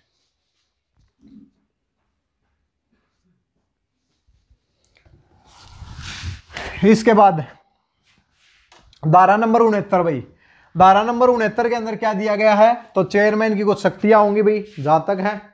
ठीक है, power of the chairman and the executive officer to the call the meeting. अब हिंदी के अंदर क्या है भाई? अध्यक्ष व कार्यकारी अधिकारी की, धारा नंबर 69 भाई, धारा नंबर 69 क्या लिखा गया है? अध्यक्ष व कार्यकारी अधिकारी, अध्यक्ष व कार्यकारी अधिकारी की विशेष बैठक बुलाने की शक्ति, विशेष बैठक बुलाने की शक्ति। अध्यक्ष व कार्यकारी अधिकारी की विशेष बैठक बुलाने की शक्ति किस प्रकार बुलाएगा भाई, बताओ भाई, किसी ने पढ़ रखा है? क्या लिख रखा है भाई इसमें? इसमें कहा गया है कि अध्यक्ष या फिर उसकी गैर मौजूदगी में भाई क्या है, कार्यकारी अधिकारी जब भी उसको ठीक लगे तो वो क्या कर सकता है भाई, मीटिंग को बुला सकता है, यानी कि स्पेशल मीटिंग को बुला सकता है। उसके लिए भाई क्या चाहिए उसको, पंचायत समिति के 1/3 सदस्य यानी कि लिखित रूप में देंगे कि भाई हमें मीटिंग को बुलाना है, तभी क्या करेंगे वो एट ए टाइम मीटिंग बुला सकते हैं, स्पेशल मीटिंग। क्या लिखा गया, अध्यक्ष या अध्यक्ष की गैर मौजूदगी में कार्यकारी अधिकारी यानी कि बीडीपीओ पंचायत समिति की बैठक को बुला सकता है, लेकिन उसके लिए क्या करेंगे, पंचायत समिति के 1/3 सदस्य लिखित रूप में देंगे बैठक के लिए। तो क्या हो सकता है भाई, विशेष बैठक बुलाई जा सकती है और 2 सप्ताह के अंदर उस बैठक को बुलाया जाएगा भाई, 2 सप्ताह के अंदर उस बैठक को बुलाया जाएगा। तो अध्यक्ष व कार्यकारी अधिकारी की विशेष बैठक बुलाने की शक्ति कौन सी हो जाएगी, धारा नंबर 69। सब नोट्स के अंदर आपको मिल जाएगा, टेंशन मत लो भाई, ठीक है।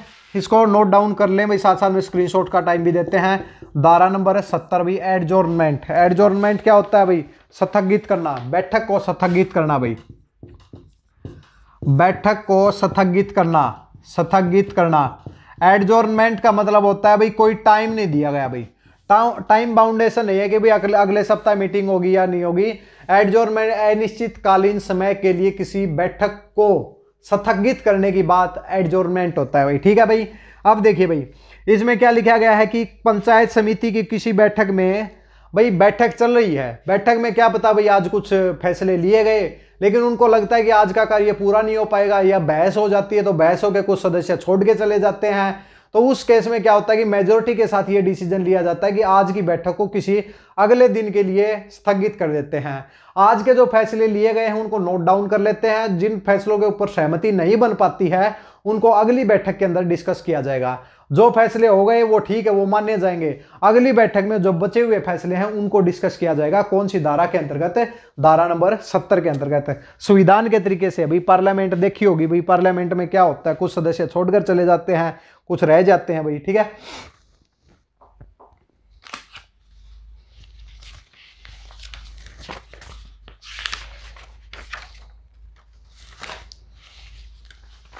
इसके बाद भाई धारा नंबर 71 पे आ जाओ भाई।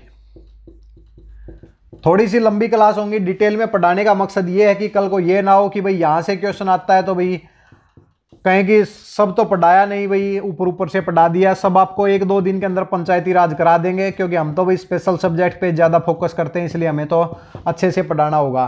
पंचायत समिति की बैठक का पीठासीन अधिकारी, पीठासीन यानी कि भाई जो मेन कुर्सी पे कौन बैठेगा भाई, कुर्सी की लड़ाई है भाई, कुर्सी पे कौन बैठेगा, बात ये हो रही है भाई। एक बीच में जो चेयर होती है, बीच वाली चेयर के ऊपर और तो सब बैठे रहते हैं, मेन जो बंदा होता है वो कहाँ पे बैठेगा। तो पंचायत समिति की बैठक का पीठासीन अधिकारी और निर्णय बहुमत के साथ लिए जाएंगे, निर्णय बहुमत के साथ, बहुमत के साथ लिए जाएंगे। क्या लिखा गया इसमें देखिए भाई, हिंदी के अंदर बिल्कुल साफ साफ बता देते हैं। पंचायत समिति की पहली बैठक को छोड़कर, पंचायत समिति की पहली बैठक में तो भाई अध्यक्ष और उपाध्यक्ष का चुनाव होता है, तो उस दिन तो वो होते ही नहीं भाई। पंचायत समिति की पहली बैठक को छोड़कर सभी बैठक का पीठासीन अधिकारी कौन होता है, अध्यक्ष होता है। कौन होता है भाई, पीठासीन अधिकारी। कौन होगा भाई, पीठासीन अधिकारी। जैसे ग्राम पंचायत में पीठासीन अधिकारी कौन है भाई, सरपंच होता है। यहाँ पे पीठासीन अधिकारी कौन होगा, अध्यक्ष यानी कि चेयरमैन होगा भाई। कौन होगा भाई, चेयरमैन होगा। अगर अध्यक्ष नहीं है तो क्या होगा भाई, उपाध्यक्ष होगा। अगर ये नहीं है तो कौन होगा, उपाध्यक्ष होगा। अगर उपाध्यक्ष भी नहीं है तो कौन होगा भाई, तो कोई भी सदस्य जो कि बहुमत के साथ चुना जाएगा, कोई भी सदस्य जो कि बहुमत के साथ चुना जाएगा, बहुमत के साथ भाई, बहुमत के साथ चुना जाएगा कोई भी सदस्य। या तो अध्यक्ष करेगा, अध्यक्ष नहीं है तो उपाध्यक्ष करेगा, उपाध्यक्ष नहीं है तो मेंबर में से बोल देंगे कि भाई एक बंदा खड़ा हो जाओ, सबकी सहमति किसके ऊपर बनती है वो भाई अपने खड़े हो गए सामने आ जाए और उसी को सारे निर्णय बताएंगे क्या क्या करना है, ठीक है। क्लियर है। धारा नंबर 71 नोट डाउन करें भाई एक बार इसको।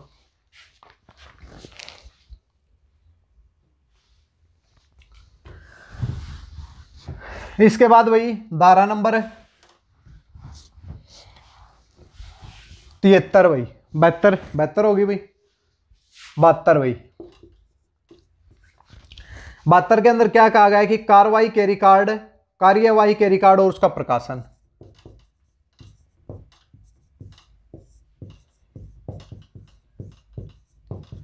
कार्यवाही के रिकॉर्ड व उसका प्रकाशन भाई, उसका प्रकाशन।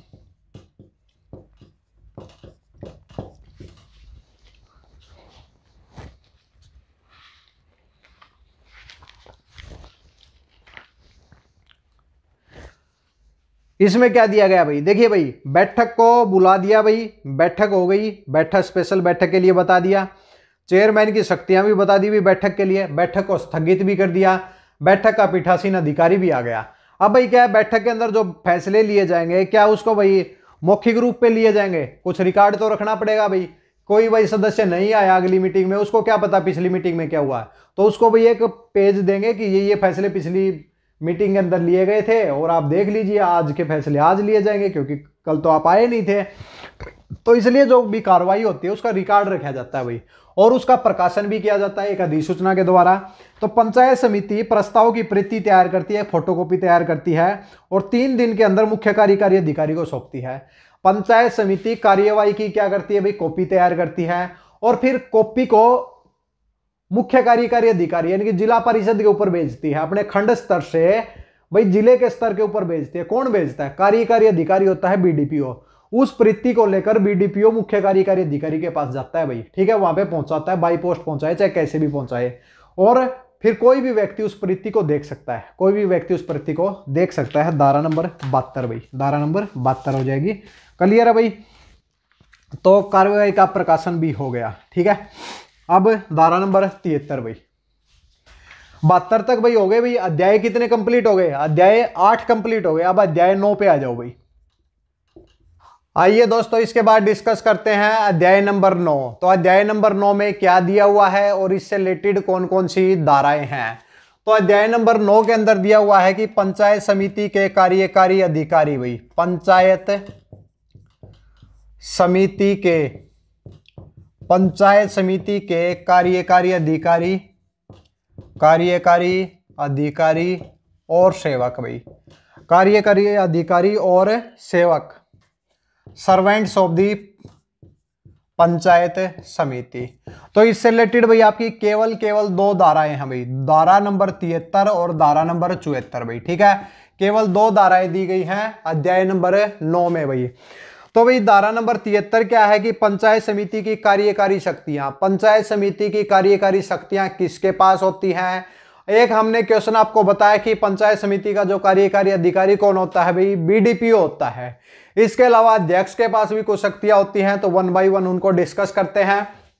धारा नंबर 73 में भाई, धारा नंबर 73 में कहा गया है कि पंचायत समिति की कार्यकारी शक्तियां, पंचायत समिति की कार्यकारी शक्तियां। नोट्स के अंदर थोड़ा सा यहां पे प्रॉब्लम हो गई है कि भाई धारा नंबर 75, धारा नंबर 65 और धारा नंबर 73, धारा नंबर 65 और 73 में कई एक्ट के अंदर क्या दिया गया है कि पंचायत समिति की कार्यकारी शक्तियां, दोनों में ये सेम लिख रखा है भाई।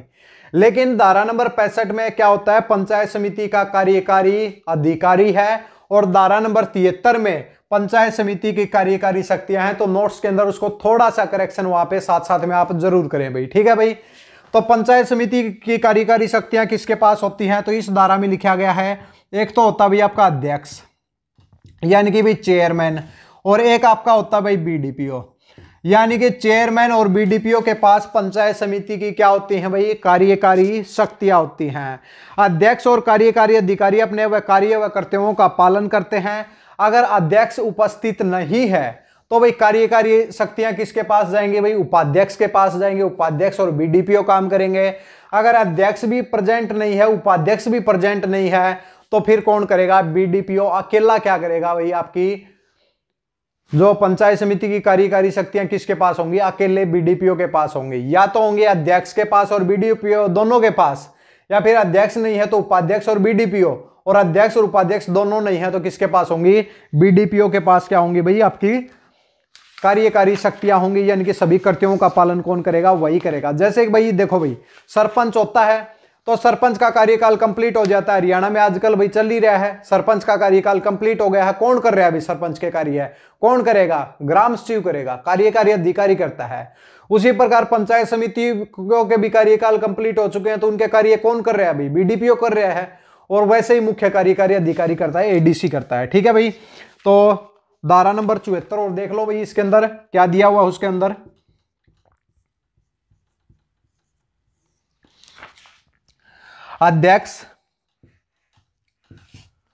अध्यक्ष व कार्यकारी अधिकारी की, अध्यक्ष व कार्यकारी, देखिए अध्यक्ष और कार्यकारी अधिकारी दोनों लिखे हमने, इसकी शक्तियों का विस्तार कहां पे है? अध्यक्ष व कार्यकारी अधिकारी की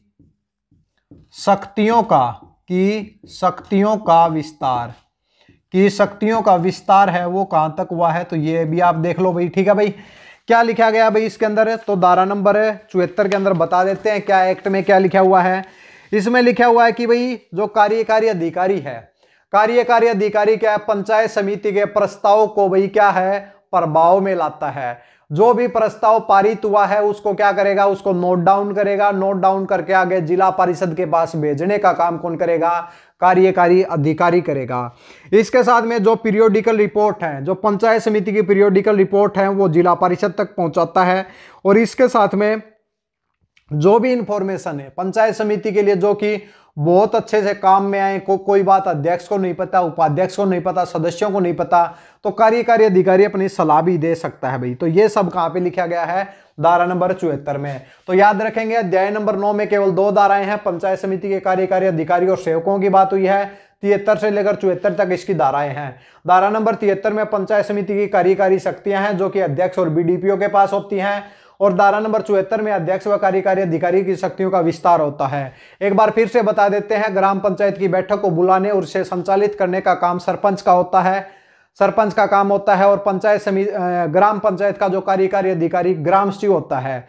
उसी प्रकार पंचायत समिति को बैठक को संचालित व उसको बुलाने का काम केवल अध्यक्ष का होता है। अगर अध्यक्ष नहीं है तो उपाध्यक्ष का होता है, अगर उपाध्यक्ष भी नहीं है तो कोई भी एक व्यक्ति जो कि बहुमत के साथ चुना जाएगा उसको उसकी बैठक को बुलाने और संचालित करने का अधिकार दिया जा सकता है। पंचायत समिति की कार्यकारी शक्तियां अध्यक्ष और बीडीपीओ के पास होती हैं, और कार्यकारी जो अधिकारी होता है वो कौन होता है, बीडीपीओ होता है। उम्मीद करते हैं कि बहुत अच्छे से आपको क्लियर बातें हो रही हैं। अगर आपको वीडियो साथ साथ में आपके लिए बेनिफिशियल आपको लग रही है तो वीडियो को ज़्यादा से ज़्यादा शेयर, और नीचे एक सब्सक्राइब का बटन है उसको भी जरूर प्रेस करें। शुरुआत आगे की तरफ बढ़ते हैं, एक बार स्क्रीनशॉट लो भाई इसका।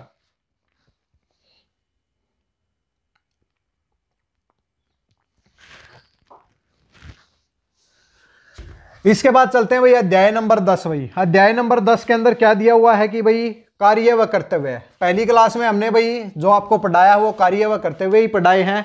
अब भाई दोबारा से कार्य करते हुए इसके लिए क्लास नंबर अध्याय नंबर 10। भाई अध्याय नंबर 10 क्लास नंबर 1 में सभी अध्याय कराए गए हैं, अब साथ साथ में भी करा रहे हैं। भाई अध्याय नंबर 10 में कहा गया है कि पंचायत समिति के कार्य व कर्तव्य। पंचायत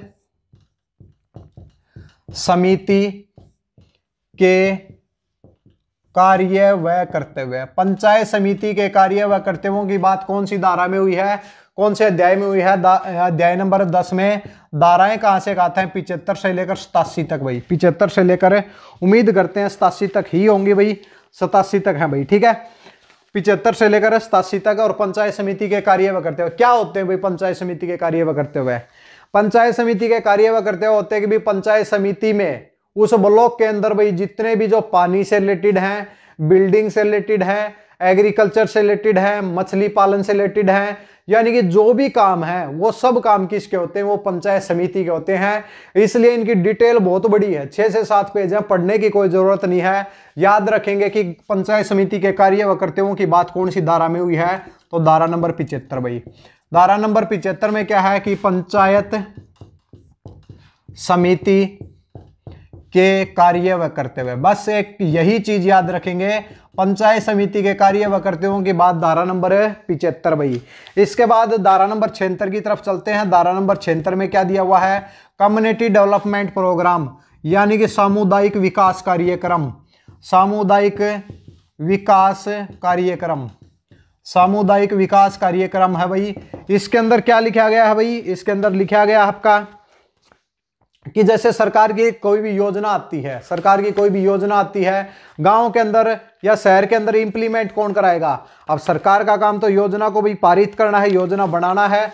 अब जो लोकल लेवल के ऊपर जितने भी जो व्यक्ति होते हैं वो क्या करते हैं भाई, वो इसको लागू कराने का प्रयास करते हैं, यानी कि या तो ग्राम पंचायत या पंचायत समिति या फिर जिला परिषद। कहा गया है कि पंचायत समिति एक सरकार के एजेंट के तरीके से कार्य करेगी, जो कि सरकार की जितनी भी नीतियां हैं उनको गांव के अंदर या ब्लॉक के अंदर लागू करने का प्रयास करेगी। ये सब कहाँ पे दिया गया है, क्षेत्र में। इसके अलावा सरकार क्या देती है, लोन भी देती है पंचायत समिति को, और पंचायत समिति इस लोन को जहां पे जरूरत होती है उस व्यक्ति को देती है, ताकि अच्छे से कार्य को किया जा सके। सामुदायिक विकास कार्यक्रम की बात हरियाणा पंचायती राज अधिनियम की कौन सी धारा के तहत हुई है, तो धारा नंबर 76 भाई। ठीक है भाई, आगे की तरफ बढ़े भाई।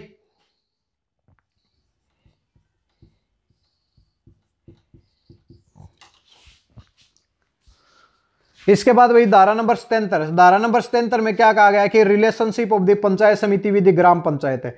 ग्राम पंचायत के साथ पंचायत समिति के संबंध के बारे में बात हुई है कि ग्राम पंचायत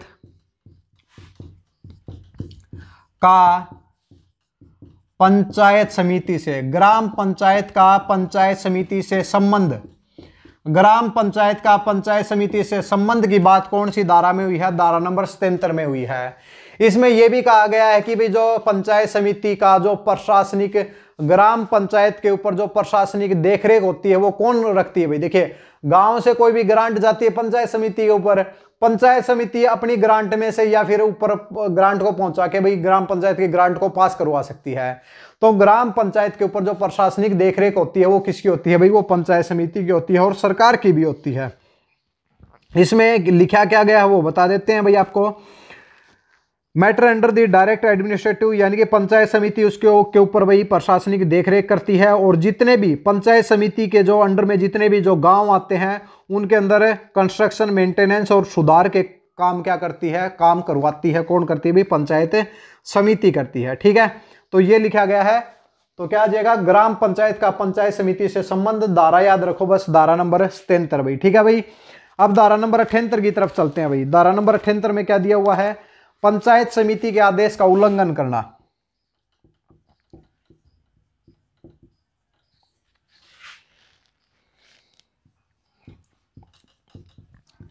पंचायत समिति अगर मान लिया कि कोई आदेश पारित करती है, पंचायत समिति के, जैसे कि ग्राम पंचायत में भी हमने पढ़ा था, पंचायत समिति के आदेश का उल्लंघन करना वह दंड, उसके लिए क्या दंड होगा भाई। पंचायत समिति के अगर किसी भी आदेश का अगर कोई उल्लंघन करता है तो भी उसके लिए क्या होगा, तो इसके अंदर लिखा गया भाई, फाइन लिखा गया भाई इसमें।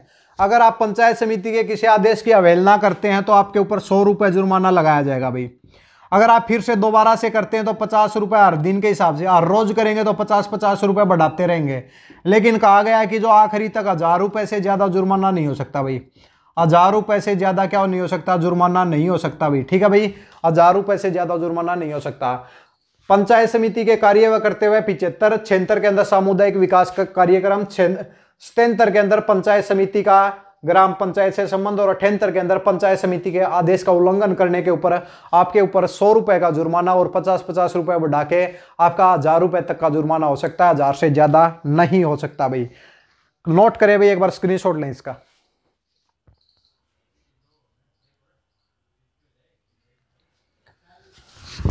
इसके बाद आ जाओ भाई धारा नंबर 79 एक ही बात सी करेंगे, 87 तक पढ़ेंगे। 87 के बाद हमारे 10 अध्याय हो जाएंगे, 2 अध्याय और बचते हैं भाई, उसको भी कर लेंगे भाई साथ साथ में। ठीक है, अब भाई धारा नंबर 79 के अंदर क्या लिखा गया है कि कंपनसेशन फॉर दी डैमेज, यानी कि अगर आप कोई नुकसान करते हैं तो उसके लिए नुकसान के लिए हर्जाना भरना होगा भाई आपको। तो क्या हो जाएगा, नुकसान के लिए हर्जाना। नुकसान के लिए अगर आप किसी संपत्ति को नुकसान पहुंचाते हैं तो नुकसान के लिए जो हर्जाना कौन भरेगा, वो दिया हुआ है इसमें। अगर कोई व्यक्ति पंचायत समिति की संपत्ति को हानि पहुंचाता है तो उस व्यक्ति के ऊपर क्या कराया जाएगा भाई, जुर्माना लगाया जाएगा। बस ज्यादा इंपॉर्टेंट है नहीं, याद रख लो धारा नंबर 79। धारा नंबर 80 पे आ जाओ भाई सीधा।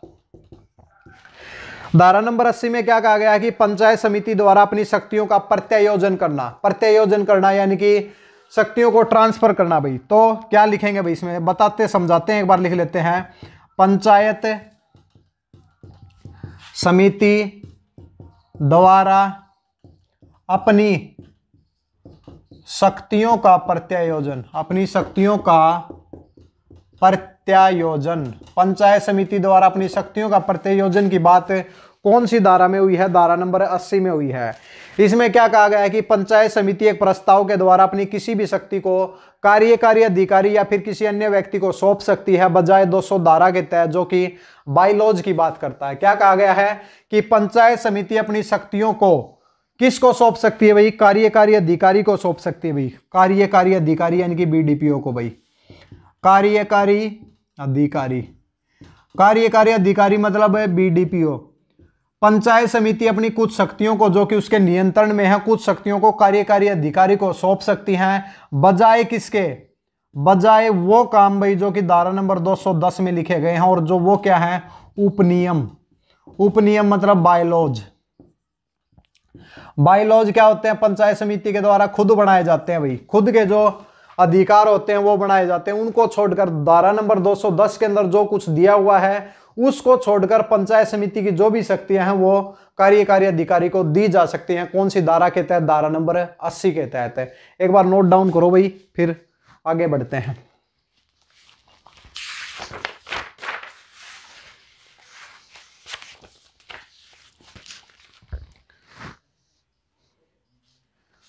देखिए, अगर नोट डाउन करने में अगर आपको टाइम लग रहा है तो हमने ये जो नोट्स जिसके पास भी हैं वहां पर सब कुछ लिखा हुआ है, तो आप इसकी टेंशन ना ले भाई। बिल्कुल 126 पेज की पीडीएफ है जिसमें तीनों का लिखा हुआ है। एग्जाम नजदीक है इसलिए भाई ज्यादा आप केवल पढ़ने के ऊपर ज्यादा ध्यान दें, साथ साथ में अब नोट डाउन करने का इतना टाइम नहीं होगा भाई। पीछे अब जब हम पढ़ाते थे उस टाइम पे जिसने पढ़ लिया वो अच्छी बात है, अब उनका रिविजन चलेगा। अगर कोई नया दोस्त आया तो उसको भाई यहाँ पे थोड़ा सा टाइम लग सकता है। इसका स्क्रीनशॉट ले लिया होगा। आगे की तरफ बढ़ते हैं, 81 की तरफ चलते हैं भाई। अध्यक्ष और कार्यकारी अधिकारी की असाधारण शक्तियां। असाधारण का मतलब भाई नॉर्मली जो शक्तियां हैं उसके अलावा क्या कोई डिसीजन लिया जा सकता है भाई? तो धारा नंबर 81 भाई। धारा नंबर 81 क्या कहा गया है? अध्यक्ष और कार्यकारी, एक बार टेक्निकल फॉल्ट देख लेते हैं भाई कुछ, ठीक है भाई। अध्यक्ष और कार्यकारी अधिकारी की असाधारण शक्तियां। अध्यक्ष और कार्यकारी अधिकारी की असाधारण शक्तियां यानी कि extra ordinary power of the chairman and the कार्यकारी अधिकारी। क्या कहा गया है भाई इसमें? आपातकालीन स्थिति में यानी कि इमरजेंसी के दौरान अध्यक्ष या फिर उपाध्यक्ष या फिर कार्यकारी अधिकारी या मुख्य कार्यकारी अधिकारी की अनुपस्थिति से किसी भी कार्यवाही, मान लिया कि भाई देखिए भाई इमरजेंसी में कोई काम आ जाए भाई, अब पंचायत समिति का भी सेशन नहीं चल रहा भाई, अब हमने कहा कि भाई 2 महीने में कम से कम 1 बैठक होनी चाहिए, साल में कम से कम 6 होनी चाहिए भाई, ठीक है। अगर जिस टाइम पे इमरजेंसी में कोई काम आ जाए और काम कराना पड़े तो अध्यक्ष और कार्यकारी अधिकारी के पास ये शक्ति है कि वो उस काम को शुरू करवा सकता है, लेकिन अनुमति किसकी लेनी होगी भाई? मुख्य कार्यकारी अधिकारी की। लेकिन जब नेक्स्ट मीटिंग होगी उसके अंदर बताया जाएगा कि हमने ये कार्य के लिए फैसले लिए हैं, सभी सदस्यों को सूचित किया जाएगा कि ये फैसले इमरजेंसी के दौरान लिए गए थे और इसके अंदर जो भी पैसा खर्च हुआ वो पंचायत समिति फंड से लिया जाएगा भाई। क्लियर है भाई? तो ये क्या है भाई? अध्यक्ष और कार्यकारी अधिकारी की कुछ असाधारण शक्तियां हैं जिसके इमरजेंसी में डिसीजन लिए जा सकते हैं। कौन सी धारा हो जाएगी? 81 की धारा हो जाएगी। 82 में आ जाओ भाई। 82 के अंदर क्या दिया गया है कि पंचायत समिति में अध्यक्ष की शक्तियों का प्रत्यायोजन।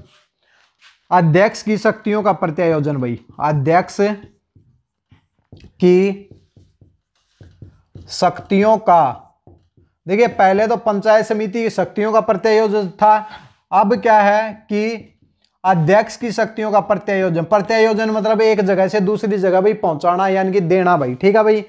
इसमें कहा गया कि अध्यक्ष लिखित रूप में अपने कार्य व शक्तियों को उपाध्यक्ष को सौंप सकता है भाई। ये कोई बड़ी बात नहीं है। हमने ये भी कहा है कि जब अध्यक्ष नहीं है तो उसके कार्य कौन करेगा? उपाध्यक्ष करेगा भाई। लेकिन धारा नंबर 82 में लिखा गया है कि अध्यक्ष लिखित रूप में ये कह सकता है कि जो कुछ शक्तियां जो मेरे पास हैं उनका यूज कौन कर सकता है? उपाध्यक्ष कर सकता है। तो ये कौन सा हो जाएगा? धारा नंबर 82 भाई, ठीक है भाई। इसके बाद आ जाओ भाई मोस्ट इंपॉर्टेंट, जिसका नाम हम देंगे, इसको एक बार नोट डाउन करें क्योंकि 83 की धारा थोड़ी बड़ी है, उसको करते हैं पहले।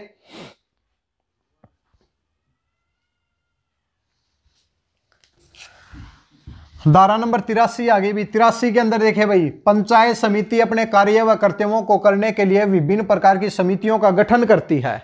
उनमें से कुछ समितियां हैं और किस धारा के तहत हैं? धारा नंबर 83 के तहत। धारा नंबर 83 में क्या कहा गया है? समितियों का गठन, यानी कि समितियों का गठन, समितियों का गठन यानी कि कमेटी का भाई, कमेटी का गठन, पंचायत समिति की कमेटी का गठन की बात कौन सी धारा में हुई है?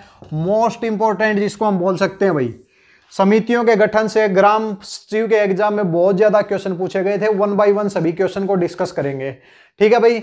समितियों के गठन की बात कौन सी धारा में हुई है? धारा नंबर 83 में। कौन कौन सी समितियों का गठन हो सकता है? तो लिखो भाई, सामान्य समिति। सामान्य समिति यानी कि जनरल कमेटी, जो सामान्य कार्य है वो कौन करेगी भाई? सामान्य समिति। इसके द्वारा audit committee, audit committee, audit समिति भाई। ऑडिट समिति के अलावा तीसरी प्रकार की जो कमेटी है, सामाजिक न्याय समिति, सामाजिक न्याय समिति भाई, सामाजिक न्याय समिति, ठीक है। पेपर में पूछा गया था स्वास्थ्य कमेटी, और पेपर में यह पूछा गया था कि पंचायत समिति कौन कौन सी कमेटीज का गठन करती है, और 3 ऑप्शन में यह था। 4th ऑप्शन था स्वास्थ्य कमेटी, और पूछा गया था कौन सी कमेटी का गठन नहीं करती भाई। तो नहीं के लिए क्या आ जाएगा? स्वास्थ्य आ जाएगा, और करती किसका भाई? सामान्य, ऑडिट और सामाजिक न्याय समिति का। इसके बाद एक क्वेश्चन बनता है, क्वेश्चन ये बनता है कि भाई जो ये कमेटी है इनके अंदर कम से कम कितने सदस्य होने चाहिए? पेपर में पूछा गया था भाई। 3 कमेटी का गठन करती है, और इसके साथ में कहा गया है कि अध्यक्ष को मिलाकर, दूसरा क्वेश्चन पूछा था कि अध्यक्ष को मिलाकर इसके अंदर ज्यादा से ज्यादा कितने सदस्य हो सकते हैं भाई? अध्यक्ष को मिलाकर, अध्यक्ष को मिलाकर 6 से ज्यादा सदस्य नहीं हो सकते भाई। मैक्सिमम टेक दिया भाई इन्होंने, 6 से ज्यादा सदस्य नहीं होंगे, 6 से ज्यादा सदस्य नहीं होंगे भाई, ठीक है। किसमें भाई? इस समिति में अध्यक्ष को मिलाकर 6 से ज्यादा सदस्य नहीं होंगे। इसके अलावा क्या क्वेश्चन था भाई? एक इसका पूछा गया था कि सामाजिक न्याय समिति, नहीं सामान्य समिति भाई, यहीं से थोड़ा सा कर लेते हैं। ये सामान्य हो गया, और ये हो गया ऑडिट भाई। ये ऑडिट और जो सामान्य समिति का जो पदेन अध्यक्ष है, पदेन अध्यक्ष कौन होगा भाई? इनकी मीटिंग को संचालित कौन करेगा भाई? तो वो होगा भाई चेयरमैन, यानी कि अध्यक्ष ऑफ दी पंचायत समिति। पदेन क्यों लिखा है भाई? क्योंकि चेयरमैन पहले से है और किसी अन्य कमेटी का काम इसको दे दिया गया है, इसलिए ये क्या हो जाएगा? इसका पदेन अध्यक्ष हो जाएगा चेयरमैन। कौन हो जाएगा भाई? चेयरमैन। इसके बाद में क्वेश्चन पूछा गया था सामाजिक न्याय समिति का पदेन अध्यक्ष कौन होता है? सामाजिक न्याय समिति का पदेन अध्यक्ष कौन होता है भाई? तो कौन होता है? वाइस चेयरमैन भाई, उपाध्यक्ष। कौन होता है? उपाध्यक्ष होता है। क्लियर भाई। इसके साथ में पूछा गया था कि इन तीनों समितियों का जो पदेन सचिव कौन होता है? अभी आपकी एक टेक्स्ट बुक सीरीज चल रही है जिसके अंदर पदेन सचिव सभापति को बता रहे हैं, बिल्कुल गलत है भाई। पदेन जो सचिव होता है कौन होता है भाई? कौन होता है? बीडीपीओ, कार्यकारी अधिकारी। कार्यकारी अधिकारी, कार्यकारी अधिकारी कौन होता है भाई? इसकी समितियों का पदेन सचिव होता है। उम्मीद करते हैं धारा नंबर 83 बिल्कुल क्लियर हुई होगी, एक भी क्वेश्चन नहीं बचा होगा। 83 के तहत समितियों के गठन की बात हुई है, कमेटी का गठन हुआ है। 3 प्रकार की कमेटी का गठन होता है। अध्यक्ष को मिलाकर 6 से ज्यादा सदस्य नहीं हो सकते। इन 2 कमेटी का जो पदेन अध्यक्ष चेयरमैन होता है, 3rd कमेटी का पदेन अध्यक्ष उपाध्यक्ष होता है। पदेन सचिव तीनों कमेटी का होता है कार्यकारी अधिकारी यानी कि बीडीपीओ। सब क्वेश्चन जो ग्राम सचिव में पूछे गए थे, सब क्वेश्चन यहीं से आए थे, और यही मोस्ट इंपोर्टेंट धारा है। इसको भाई आप बिल्कुल ये सब लिखा हुआ है, देख लो भाई, क्या नाम, सब कुछ लिखा हुआ है इसके अंदर, तो आपको टेंशन लेने की जरूरत नहीं है। जो चीज इंपॉर्टेंट है वो हमने लिखी है नोट्स में, अब इंपॉर्टेंट नहीं है उसको क्या लिखें भाई, ठीक है। सब चीजें नहीं लिखी जा सकती, इसलिए भाई चलते हैं धारा नंबर 84 की तरफ। 87 तक डिस्कस करते हैं, उसके बाद कराधान की शक्ति टैक्स के बारे में पढ़ेंगे। इसका स्क्रीनशॉट लें जल्दी से।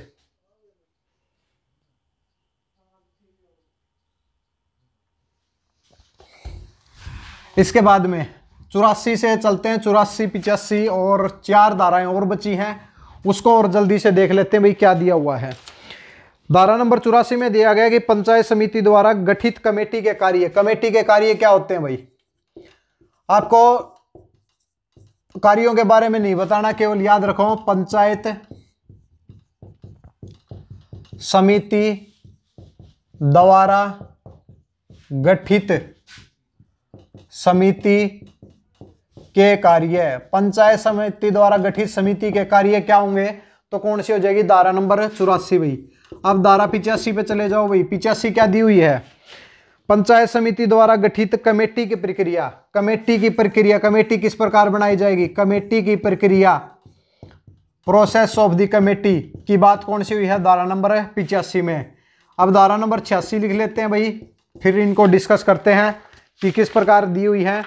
पंचायत समिति द्वारा अपनी शक्तियों का प्रत्यायोजन, पंचायत समिति द्वारा अपनी शक्तियों का प्रत्यायोजन भाई। देखिए दोनों धाराएं एक ही हैं, एक 79 या 80 हमने पढ़ी है जिसके अंदर प्रत्यायोजन की बात हुई है, बस थोड़ा सा अंतर आएगा। पंचायत समिति द्वारा शक्तियों का प्रत्यायोजन, वहां पे किसको शक्तियां दी थी भाई, अध्यक्ष व कार्यकारी अधिकारी को दी थी, यहां कुछ किसी और को देते होंगे। पंचायत समिति द्वारा शक्तियों का प्रत्यायोजन भाई, प्रत्यायोजन। और धारा नंबर 87 भाई, पंचायत समिति की ग्राम पंचायत के ऊपर देखरेख की शक्ति भाई। पंचायत समिति की ग्राम पंचायत के ऊपर, ग्राम पंचायत के ऊपर देखरेख की शक्ति भाई, देखरेख की शक्ति। क्लियर है भाई, शक्ति लिख लो भाई, इसको हो गया बस, ठीक है। क्या है, 4 हमने बताए हैं, धारा नंबर 87, 86 और 85 और 84 सभी को एक साथ डिस्कस करते हैं भाई।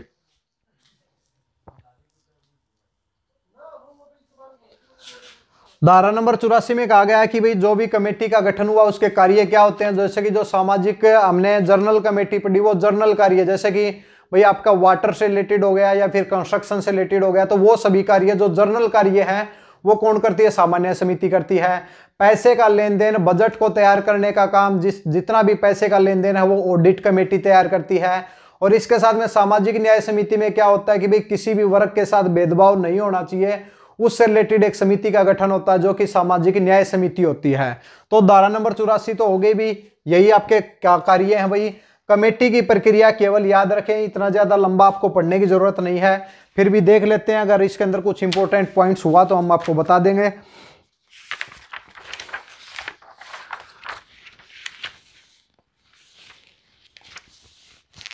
कि भाई जो कमेटी जो बनाई जाती है उनकी प्रक्रिया क्या है, उनका चुनाव किस प्रकार किया जाता है, तो ये आपको प्रक्रिया की ज्यादा पढ़ने की जरूरत नहीं है, ठीक है। तो 85 हो जाएगी। 86 में देखो भाई, ग्राम पंचायत समिति द्वारा शक्तियों का प्रत्यायोजन। पंचायत समिति क्या कर सकती है भाई, executive and other officer power conferred by this होता है पंचायत समिति। पंचायत समिति अपनी कुछ शक्तियों को क्या है भाई, कार्यकारी अधिकारी या फिर किसी अन्य अधिकारी, उसमें कहा गया था कार्यकारी अधिकारी और अध्यक्ष को सौंपेगी, और इसमें कहा गया है कि कार्यकारी अधिकारी व किसी अन्य अधिकारी को सौंप सकती है। कौन सी हो जाएगी, धारा नंबर 86। एक ही धाराएं हैं, दोनों में ज्यादा डिफरेंस नहीं है, ठीक है। धारा नंबर 87 भाई, धारा नंबर 87 में क्या कहा गया है कि पंचायत समिति की ग्राम पंचायत के ऊपर देखरेख। इसके अंदर देख लो भाई, पंचायत समिति ग्राम पंचायत की किसी भी संपत्ति का निरीक्षण कर सकती है भाई। ये लिखा गया है कि पंचायत समिति ग्राम पंचायत की कोई भी संपत्ति है उसकी देखरेख कर सकती है, वहां पे जाके उसकी जांच कर सकती है। ग्राम पंचायत के किसी भी रिकॉर्ड दस्तावेज को मांग कर सकती है, लिखित रूप में मांग कर सकती है, और फिर ग्राम पंचायत क्या करेगी, अपने रिकॉर्ड और दस्तावेजों को पंचायत समिति को सौंपेगी। कौन सी धारा के अंतर्गत, धारा नंबर 87। तो ये हमारे कंप्लीट हुए भाई, कितने अध्याय कंप्लीट हुए भाई, 10 अध्याय हमारे कंप्लीट हुए। अब हमारी जो धाराएं बचती हैं 88 से लेकर 116 तक, 12 और 16 28 धाराएं और बचती हैं, उसको भी अभी डिस्कस करेंगे। एक बार इसका स्क्रीनशॉट लें, फिर हम आगे की तरफ बढ़ते हैं। आइए दोस्तों, इसके बाद आगे की तरफ बढ़ते हैं। अध्याय नंबर 11 भाई, तो अध्याय नंबर 11 के अंदर क्या दिया हुआ है, जैसा कि हमने आपको पहले बताया हुआ है कि अध्याय नंबर 11 में पंचायत समिति के वित्त व कर की बात हुई है, यानी कि पैसे के लेन देन की बात हुई है कि पंचायत समिति का फंड कहां से बनता है, पंचायत समिति कौन कौन से टैक्स लगा सकती है, इन सब की बात हुई है। तो अध्याय नंबर 11 में क्या कहा गया है कि वित्त व कर की बात कहां पर हुई है, अध्याय नंबर 11 में। अगर इंग्लिश के अंदर इसको बात करें तो इंग्लिश के अंदर क्या बोलेंगे, इसको बोलेंगे फिनांस एंड टैक्सेशन। तो धाराएं कहां से कहां तक होंगी, 88 से लेकर 105 तक आपकी क्या होंगी, धाराएं होंगी। इसके अंदर हम कुछ इंपॉर्टेंट धाराओं को पढ़ेंगे, सभी धाराओं को इसके अंदर डिस्कस नहीं करेंगे, केवल बताएंगे भाई, ठीक है भाई। जो भी इंपॉर्टेंट है उनको अच्छे से समझाएंगे। शुरुआत करते हैं धारा नंबर 88। तो धारा नंबर 88 में क्या बात हुई है? कराधान की शक्ति, यानी कि पंचायत समिति द्वारा कराधान की शक्ति यानी कि कर लगाने की शक्ति की बात हुई है। कराधान की शक्ति, कराधान की शक्ति की बात कौन सी धारा में हुई है? तो ये वही धारा नंबर 88 में हुई है। तो इसमें क्या होता है कि ग्राम पंचायत समिति को वो अधिकार प्राप्त हैं जो कि राज्य की विधानसभा को प्राप्त हैं। लेकिन क्या होता है कि पंचायत समिति को क्या है कि कुछ अप्रूवल लेनी पड़ती है। तो भाई सहमति किसकी होनी चाहिए भाई टैक्स लगाने के लिए? तो मुख्य कार्यकारी अधिकारी की। यानी कि क्या कहा गया है कि पंचायत समिति मुख्य कार्यकारी अधिकारी की सहमति से वो टैक्स लगा सकती है जो कि राज्य की विधानसभा को अधिकार प्राप्त है। ठीक है भाई, तो मुख्य कार्यकारी अधिकारी की सहमति होनी बहुत ही जरूरी है टैक्स लगाने के लिए। कौन सी धारा के अंतर्गत है? धारा नंबर 88 के अंतर्गत है। इसके बाद चलते हैं भाई धारा नंबर 89। धारा नंबर 89 में क्या है कि जो ये मुख्य कार्यकारी अधिकारी है, क्या इसकी सहमति जरूरी है? तो 89 में कहा गया है कि पंचायत समिति सरकार की अनुमति से, बिना मुख्य कार्यकारी अधिकारी की अनुमति से डायरेक्ट सरकार से भी परमिशन ले सकती है। कौन सी धारा के तहत है? तो धारा नंबर 89 के अंतर्गत है।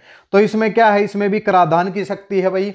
इसमें भी क्या है? कराधान की शक्ति, कराधान की शक्ति। लेकिन इसमें लिखा हुआ है कि भाई इसमें मुख्य कार्यकारी अधिकारी यानी कि चीफ एग्जीक्यूटिव ऑफिसर की सहमति की अनुमति कोई जरूरी नहीं है भाई। अनुमति क्या है? कोई जरूरी नहीं है। डायरेक्ट किससे अनुमति ले सकती है? सरकार इसको अनुमति दे सकती है भाई। डायरेक्ट सरकार इसको अनुमति दे सकती है टैक्स लगाने के लिए। तो कौन सी दो धाराएं हो जाएंगी? 88 में भी कराधान की शक्ति और 89 में भी कराधान की शक्ति। लेकिन 89 की धारा देख लीजिए भाई, पंचायत समिति द्वारा बिना मुख्य कार्यकारी अधिकारी की अनुमति से कर लगाने की शक्ति, सरकार पंचायत समिति को कर लगाने की अनुमति दे सकती है। सब नोट्स के अंदर ये सब लिखा गया है, एक बार इसका स्क्रीनशॉट लें। फिर हम धारा नंबर 90 में चलते हैं कि भाई टैक्स लगाया किस प्रकार जाता है और उसकी अनुमति किस प्रकार मिलती है, सभी को डिस्कस करेंगे भाई।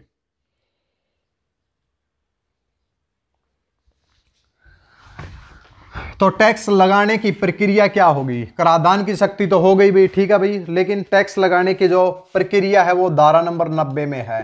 तो धारा नंबर 90 में क्या है कि क्या लिखा गया है? पंचायत समिति द्वारा कर लगाने की प्रक्रिया, यानी कि पंचायत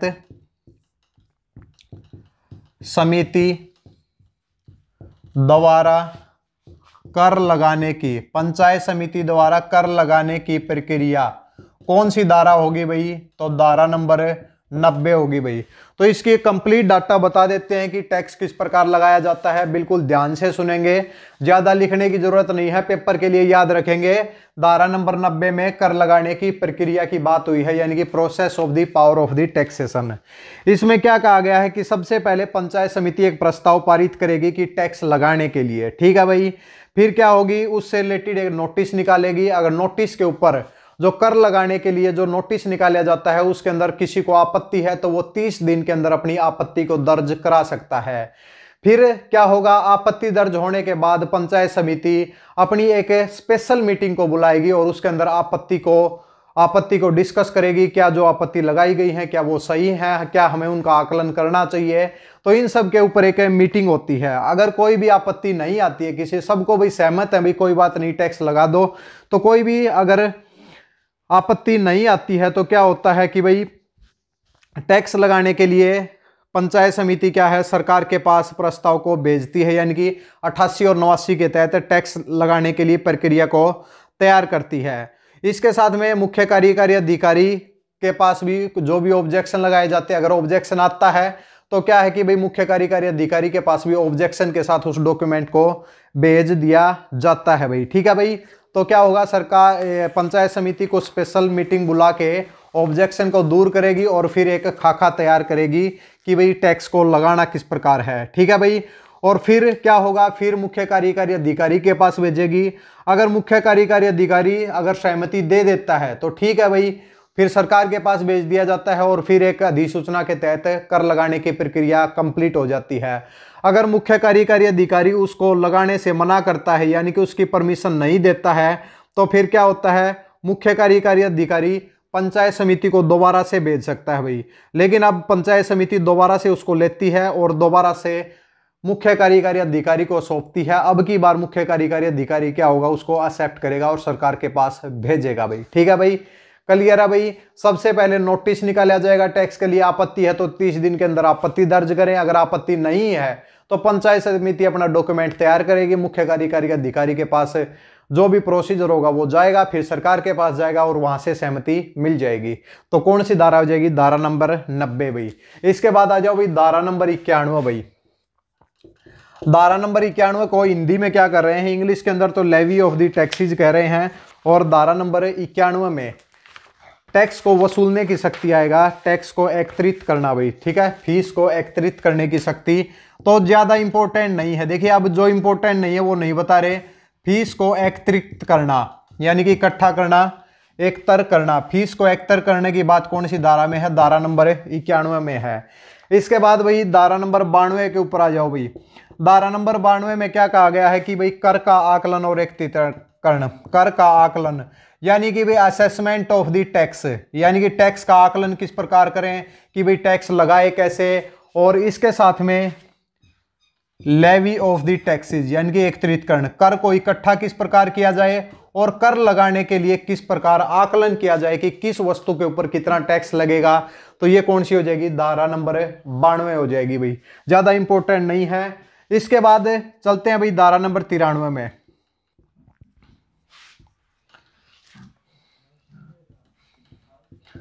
करों की किस्तें, करों की किस्तें यानी कि जो भी टैक्स लगाया जाएगा उसको इंस्टॉलमेंट में लिया जाए, कितनी इंस्टॉलमेंट के अंदर टैक्स लिया जाए और कितने टाइम के लिए लिया जाए, कि जो भी इंस्टॉलमेंट आप पुटअप करोगे उसका भाई टाइम क्या होना चाहिए, 3 महीने में किस्त अदा करनी है या 6 महीने में करनी है। तो ये करों की जो किस्तें हैं उसकी बात कौन सी धारा में हुई है, 93 में। याद क्या करेंगे, 88 में कराधान की शक्ति मुख्य कार्यकारी अधिकारी के द्वारा, 89 में मुख्य कार्यकारी अधिकारी की कोई सहमति की जरूरत नहीं है, 90 में कर लगाने की प्रक्रिया, 91 में फीस को इकट्ठा करना, 92 में कर का आकलन और एकत्रीकरण, और 93 में करों की किस्तें भाई। उम्मीद है कि क्लियर हो गए होंगे भाई। ठीक है भाई, इसके बाद आ जाओ भाई धारा नंबर 94। धारा नंबर 94 में क्या कहा गया कि सरकार द्वारा पंचायत समिति को अपनी शक्तियां सौंपना भाई। सरकार द्वारा, देखिए पहले जो धारा की थी उसमें पंचायत समिति ग्राम पंचायत को सौंपती थी या फिर कार्यकारी अधिकारी को सौंपती थी। अब क्या है, सरकार द्वारा पंचायत समिति को, सरकार द्वारा पंचायत समिति को शक्तियां सौंपना, को शक्तियां सौंपना। कौन सी धारा हो जाएगी, धारा नंबर 94 हो जाएगी। कौन सी हो जाएगी भी, 94। तो सरकार खंड स्तर के ऊपर जो भी काम होते हैं, जो सरकार की शक्तियां हैं, उनको भाई पंचायत समिति को दे सकती है। तो थोड़ा सा याद रखें भाई। ठीक है भाई, अब भाई इसका एक बार स्क्रीनशॉट लें, फिर आगे की तरफ बढ़ते हैं।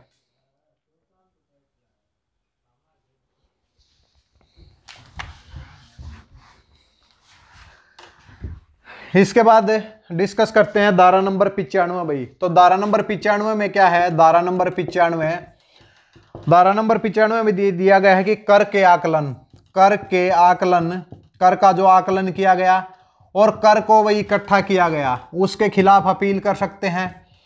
क्या, एकत्रीकरण, एकत्रीकरण के खिलाफ अपील भाई, के खिलाफ अपील। ठीक है, के खिलाफ अपील। धारा नंबर 95, कर का आकलन किया गया और इकट्ठा किस प्रकार किया गया, क्या इसके खिलाफ अपील की जा सकती है भाई। तो क्या दिया गया है भाई धारा नंबर 95 में, देख लेते हैं।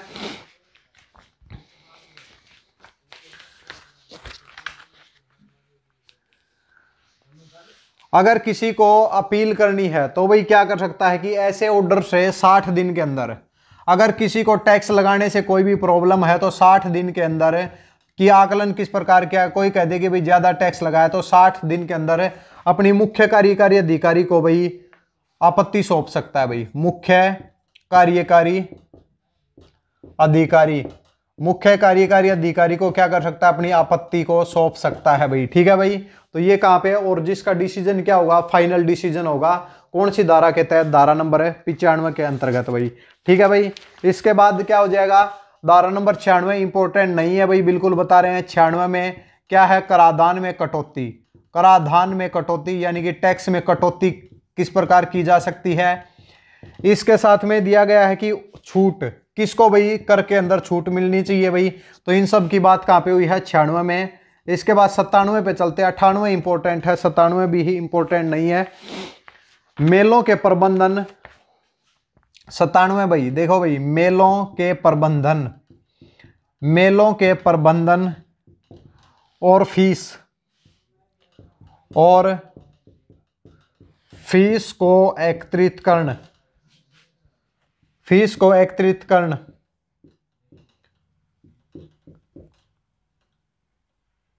को पट्टे पर देने की शक्ति।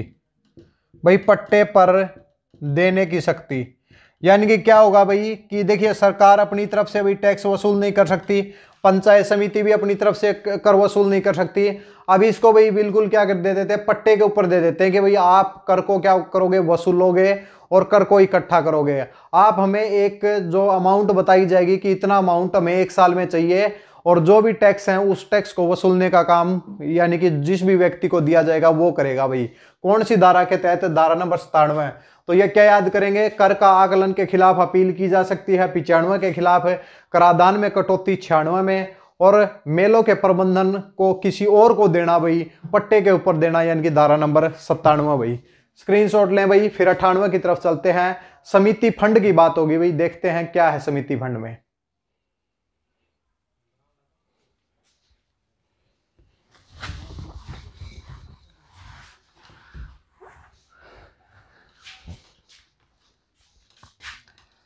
इसके बाद भाई धारा नंबर 98 भाई। तो धारा नंबर 98 में क्या कहा गया है कि समिति फंड यानी कि जो समिति का जो फंड यानी कि समिति निधि, समिति का जो पैसा है वो कहां से आएगा भाई।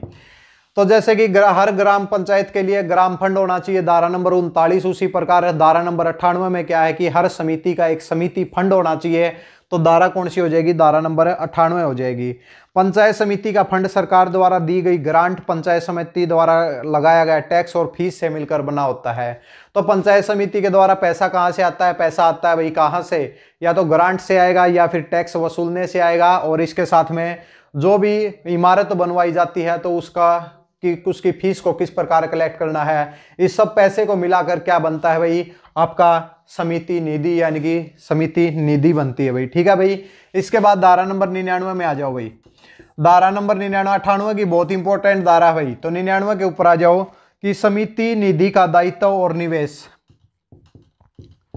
समिति निधि का दायित्व व निवेश, समिति निधि का दायित्व व निवेश यानी कि भाई जो ये पैसा है ये रखा कहाँ पे जाएगा, इसका दायित्व किसके पास होगा और इस पैसे को लगाना कहाँ पर है, इन सब की बात कौन सी धारा में होगी भाई, धारा नंबर 99 में।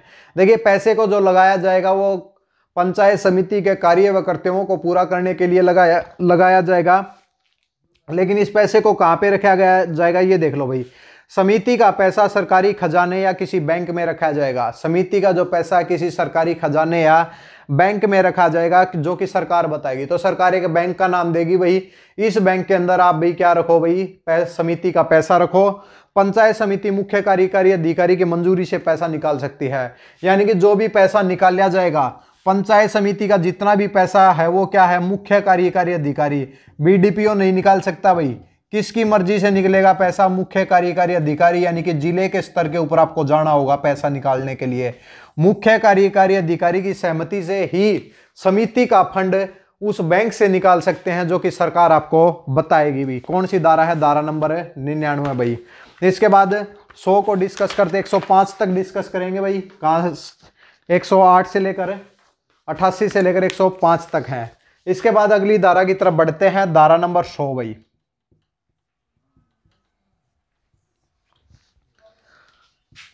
इसमें क्या है, समिति निधि का प्रयोग, समिति निधि यानी कि समिति निधि का प्रयोग यानी कि पैसे का जो प्रयोग है वो कहां पर किया जाएगा भाई। देखिए अभी अभी हमने बताया कि धारा नंबर 75 के तहत पंचायत समिति के कार्य व कर्तव्यों को पूरा करने के लिए समिति निधि के पैसे का यूज किया जाएगा। अब कार्य करते हुए भी हजारों हैं और उसको यूज करने के तरीके भी हजारों होंगे, इसलिए आपको डायरेक्ट याद रखना है कि समिति निधि का प्रयोग धारा नंबर 100 के तहत किया जाएगा भाई। ठीक है भाई। इसके बाद भाई धारा नंबर 101 भाई, धारा नंबर 101 में है न्यूनतम राशि। तो पंचायत समिति अपने पास कितनी राशि रख सकती है भाई, कम से कम कितनी राशि रख सकती है पंचायत समिति? तो इसमें कहा गया है कि अपने जो बजट का है जो वो 10% राशि रख सकती है।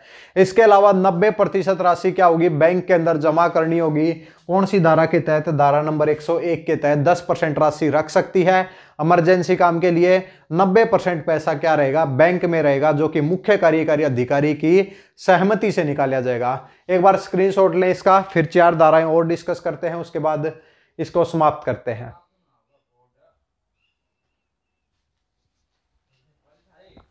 ठीक है भाई।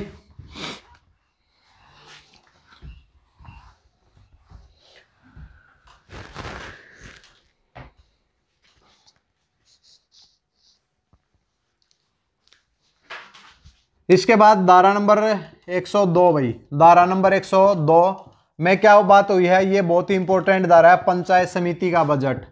पंचायत समिति का बजट इंपॉर्टेंट धाराएं कौन कौन सी बताई भाई अभी तक बताए? धारा नंबर 88 में कराधान की शक्ति, धारा नंबर 89 में सरकार की अनुमति से कराधान की शक्ति, और धारा नंबर 90 में कर लगाने की प्रक्रिया। इसके बाद हमने डिस्कस किया था कि धारा नंबर 98 समिति फंड का प्रयोग और समिति का दायित्व, धारा नंबर 99 और समिति के फंड का प्रयोग करना, यानी कि धारा नंबर 100। 101 में न्यूनतम राशि इंपॉर्टेंट नहीं है, 102 है जो कि बजट है। पंचायत समिति के बजट की बात कौन सी धारा में हुई है? 102 में। कई बार पेपर में प्रश्न पूछ लिया जाता है बजट क्या होता है, तो वार्षिक खर्चों व वार्षिक आय का अनुमान ही क्या कहलाता है भाई, आपका बजट कहलाता है। तो पंचायत समिति का बजट कौन तैयार करती है? तो हमने कहा था कि पंचायत समिति 3 कमेटी का गठन करती है, जर्नल कमेटी, ऑडिट कमेटी और एक सामाजिक न्याय समिति। उसमें एक ऑडिट समिति होती है, वो क्या करती है कि भाई आगे आने वाले साल के अंदर कितने खर्चे होंगे, कितना हमारे पास पैसा आएगा, तो इन सब को तैयार करके क्या होता है कि एक बजट तैयार किया जाता है। तो कौन सी कमेटी करती है? ऑडिट कमेटी उस बजट को क्या करती है? तैयार करती है। थोड़ी सी प्रक्रिया देख लेते हैं भाई, बजट से रिलेटेड क्या प्रक्रिया होगी कि कौन इसको अनुमति देगा। धारा नंबर 102 भाई ये है भाई, देखिए हर पंचायत समिति ऑडिट कमेटी क्या करेगी भाई, अपने बजट को तैयार करेगी, और इसका जो बजट है वो 2 हिस्सों में होगा। एक कम्युनिटी डेवलपमेंट प्रोग्राम ब्लॉक का होगा, और एक क्या है कि अलग अलग डिपार्टमेंट से जो पैसा आएगा वो बजट होता है भाई। 2 पार्ट में बजट बना होता है, और पंचायत समिति इसे जिला परिषद के पास भेजती है उसके अप्रूवल के लिए, सहमति के लिए। जिला परिषद बजट को कंसीडर करती है, बजट के अंदर कोई भी त्रुटि नहीं है, जिला परिषद पारित कर देती है।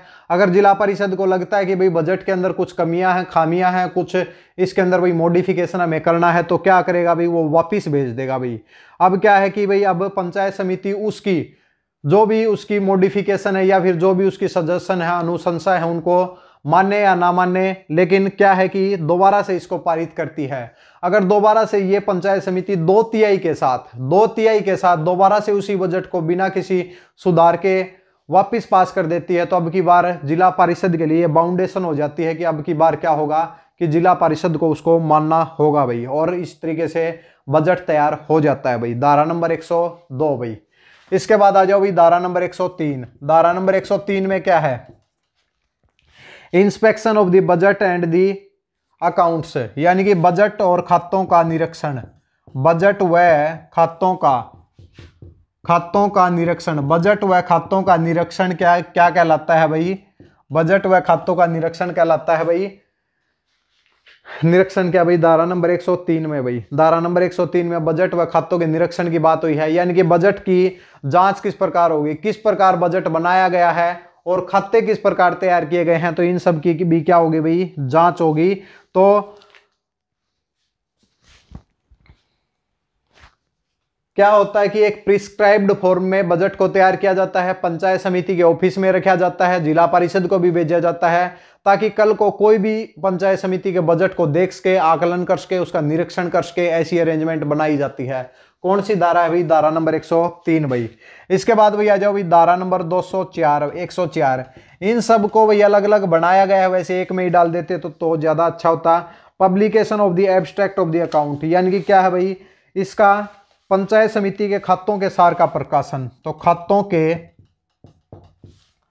सार का प्रकाशन, यानी कि भाई देखिए भाई कितना पैसा पंचायत समिति में लगा है, कितना पैसा बचा हुआ है, कितना पैसा और लगेगा, इन सब का भाई एक मिनट बनाई जाती है।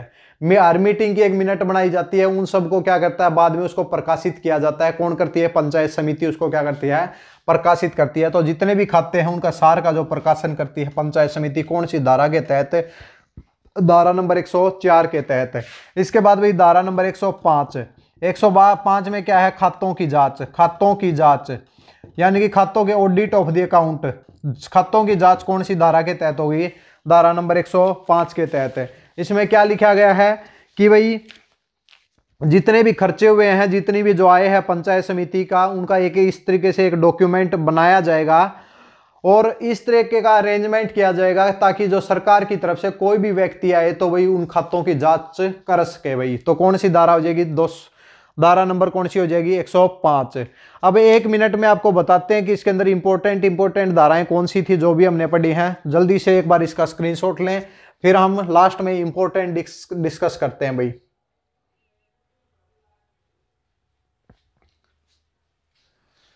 देखिए दोस्तों, हमने पंचायत समिति की धाराएं धारा नंबर 55 से लेकर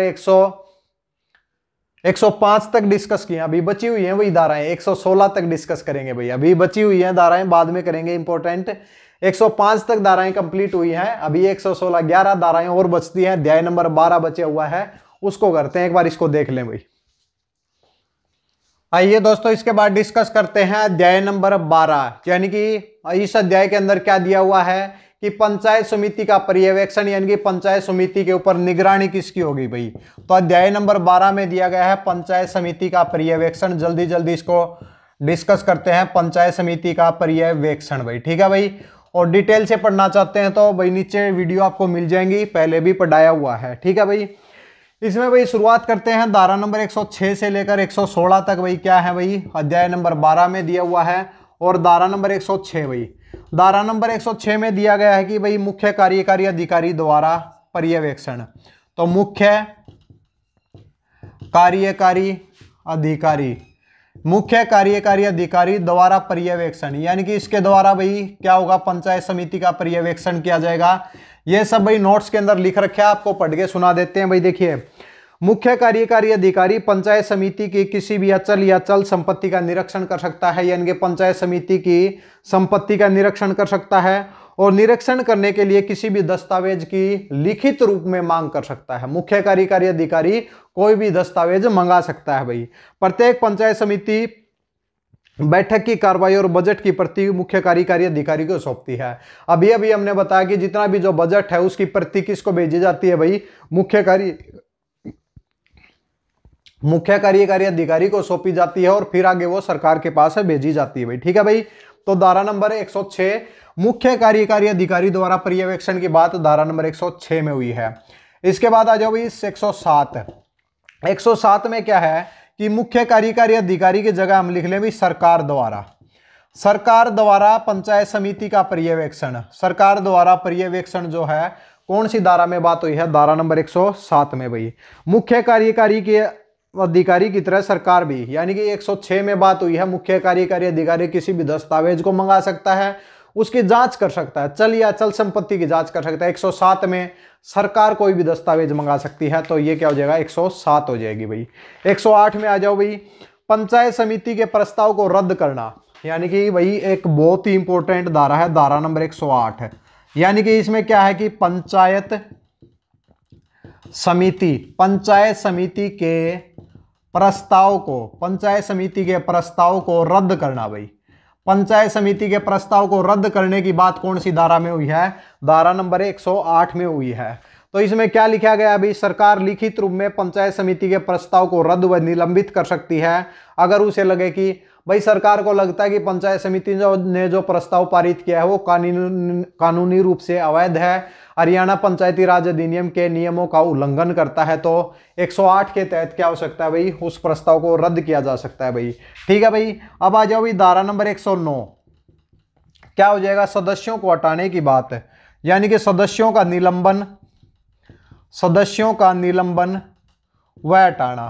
देखिए 62 में भी यही थी, निलंबन व हटाने की बात हुई थी, लेकिन वह जनता के द्वारा हुई थी। यहां कौन हटाएगी भी, सरकार हटाएगी। क्या करेगी भी, सरकार हटाएगी।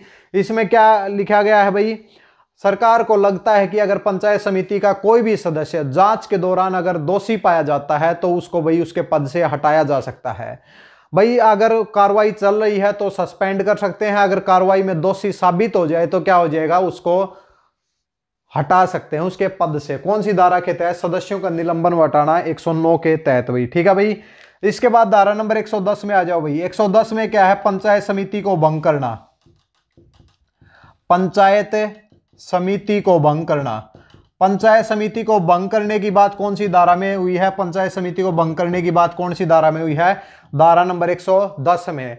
अगर पंचायत समिति बार बार सरकार के द्वारा हिदायत देने के बावजूद बार बार चूक करे, अपने कार्य व कर्तव्यों का पालन अच्छे से ना करे, तो सरकार पंचायत समिति को भंग कर सकती है। क्या कर सकती है भाई, भंग कर सकती है। तो जल्दी जल्दी याद रखो भाई, 106 में मुख्य कार्यकारी अधिकारी द्वारा पर्यवेक्षण, 107 में सरकार द्वारा, 108 में पंचायत समिति के प्रस्ताव को रद्द करना, 109 में सदस्यों का निलंबन व हटाना, 110 में पंचायत समिति को भंग करना। अब आ जाओ, इसका जल्दी से स्क्रीनशॉट लो, फिर आगे की तरफ बढ़ते हैं।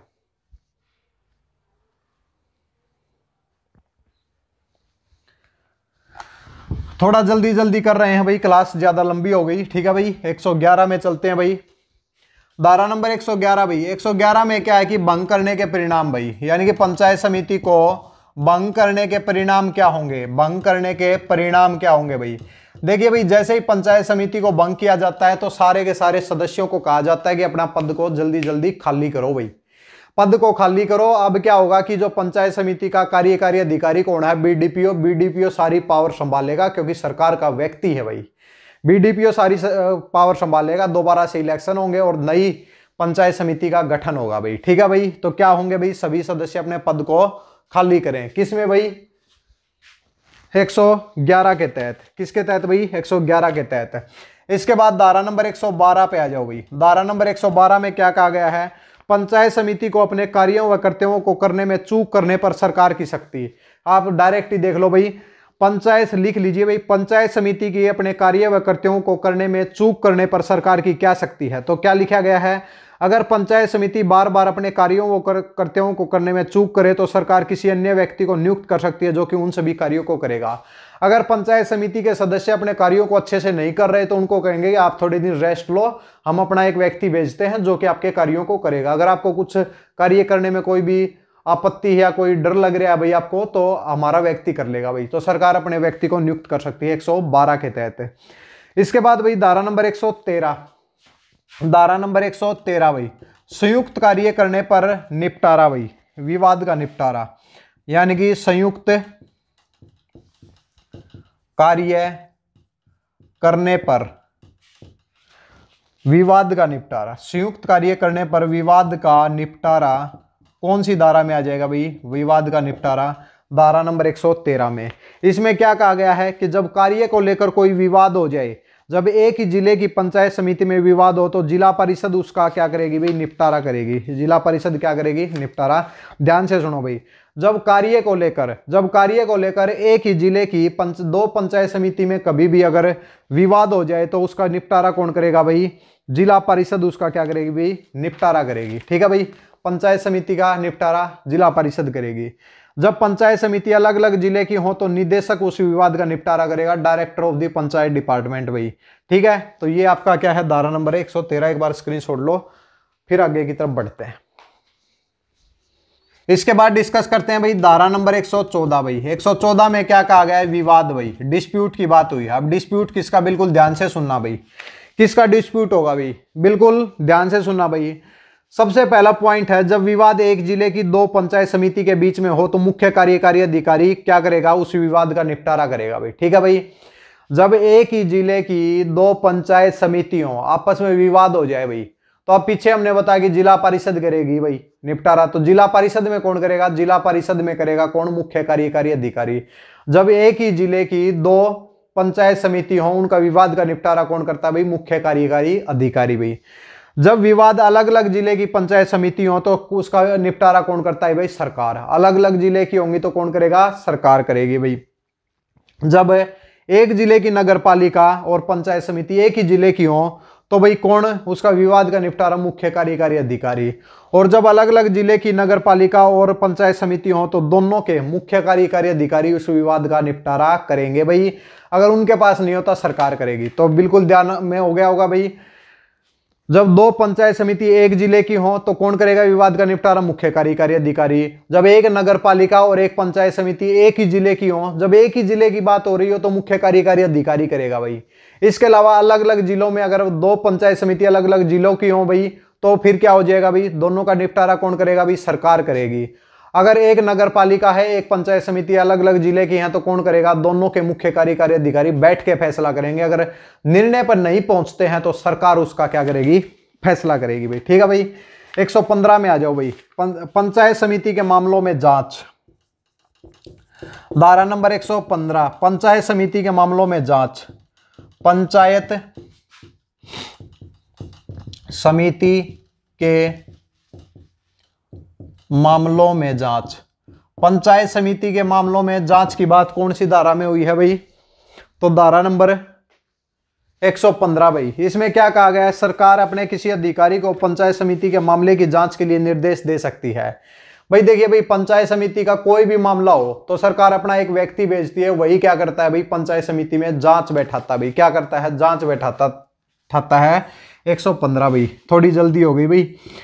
धारा नंबर 116 भाई। ठीक है भाई। लास्ट धारा भाई, पंचायत समिति के आदेश के खिलाफ अपील भाई। पंचायत समिति कोई आदेश जारी करे, समिति के आदेश के खिलाफ अपील। आदेश के खिलाफ अपील भाई। पंचायत समिति के आदेश के खिलाफ अपील की बात कौन सी धारा में हुई है? धारा नंबर 116 में। क्या कहा गया है कि अगर कोई व्यक्ति पंचायत समिति के आदेश पत्र या फिर नोटिस या फिर उपनियम यानी कि बाइलाज से असंतुष्ट है। भाई पंचायत समिति का कोई आदेश है, चाहे कोई टैक्स लगाने से संबंधित किसी भी चीज से संबंधित हो, अब वो क्या है कि वो असंतुष्ट है तो वह व्यक्ति 30 दिन के अंदर मुख्य कार्यकारी अधिकारी को अपील कर सकता है। 30 दिन के अंदर भाई पंचायत समिति किसे कोई भी दिक्कत है किसी को, 30 दिन के अंदर सीईओ चीफ एग्जीक्यूटिव ऑफिसर यानी कि मुख्य कार्यकारी अधिकारी को क्या कर सकता है? अपील कर सकता है। मुख्य कार्यकारी अधिकारी को अपील कर सकता है भाई। कितने दिन के अंदर? 30 दिन के अंदर। ये हो गई भी हमारी 116 धाराएं। अब इंपॉर्टेंट थोड़ी सी बता देते हैं। धारा नंबर 60 में पंचायत समिति की पहली बैठक में अध्यक्ष व उपाध्यक्ष का चुनाव कराया जाता है, जो कि बहुत ही इंपॉर्टेंट धारा है भाई। इसके बाद अगर बात करें पंचायत समिति की जो धारा नंबर 65 में पंचायत समिति का कार्यकारी अध्यक्ष कौन होता है? बीडीपीओ होता है। बीडीपीओ के प्रशासनिक नियंत्रण किसके प्रशासनिक नियंत्रण में होता है? अध्यक्ष के प्रशासनिक नियंत्रण में होता है भाई।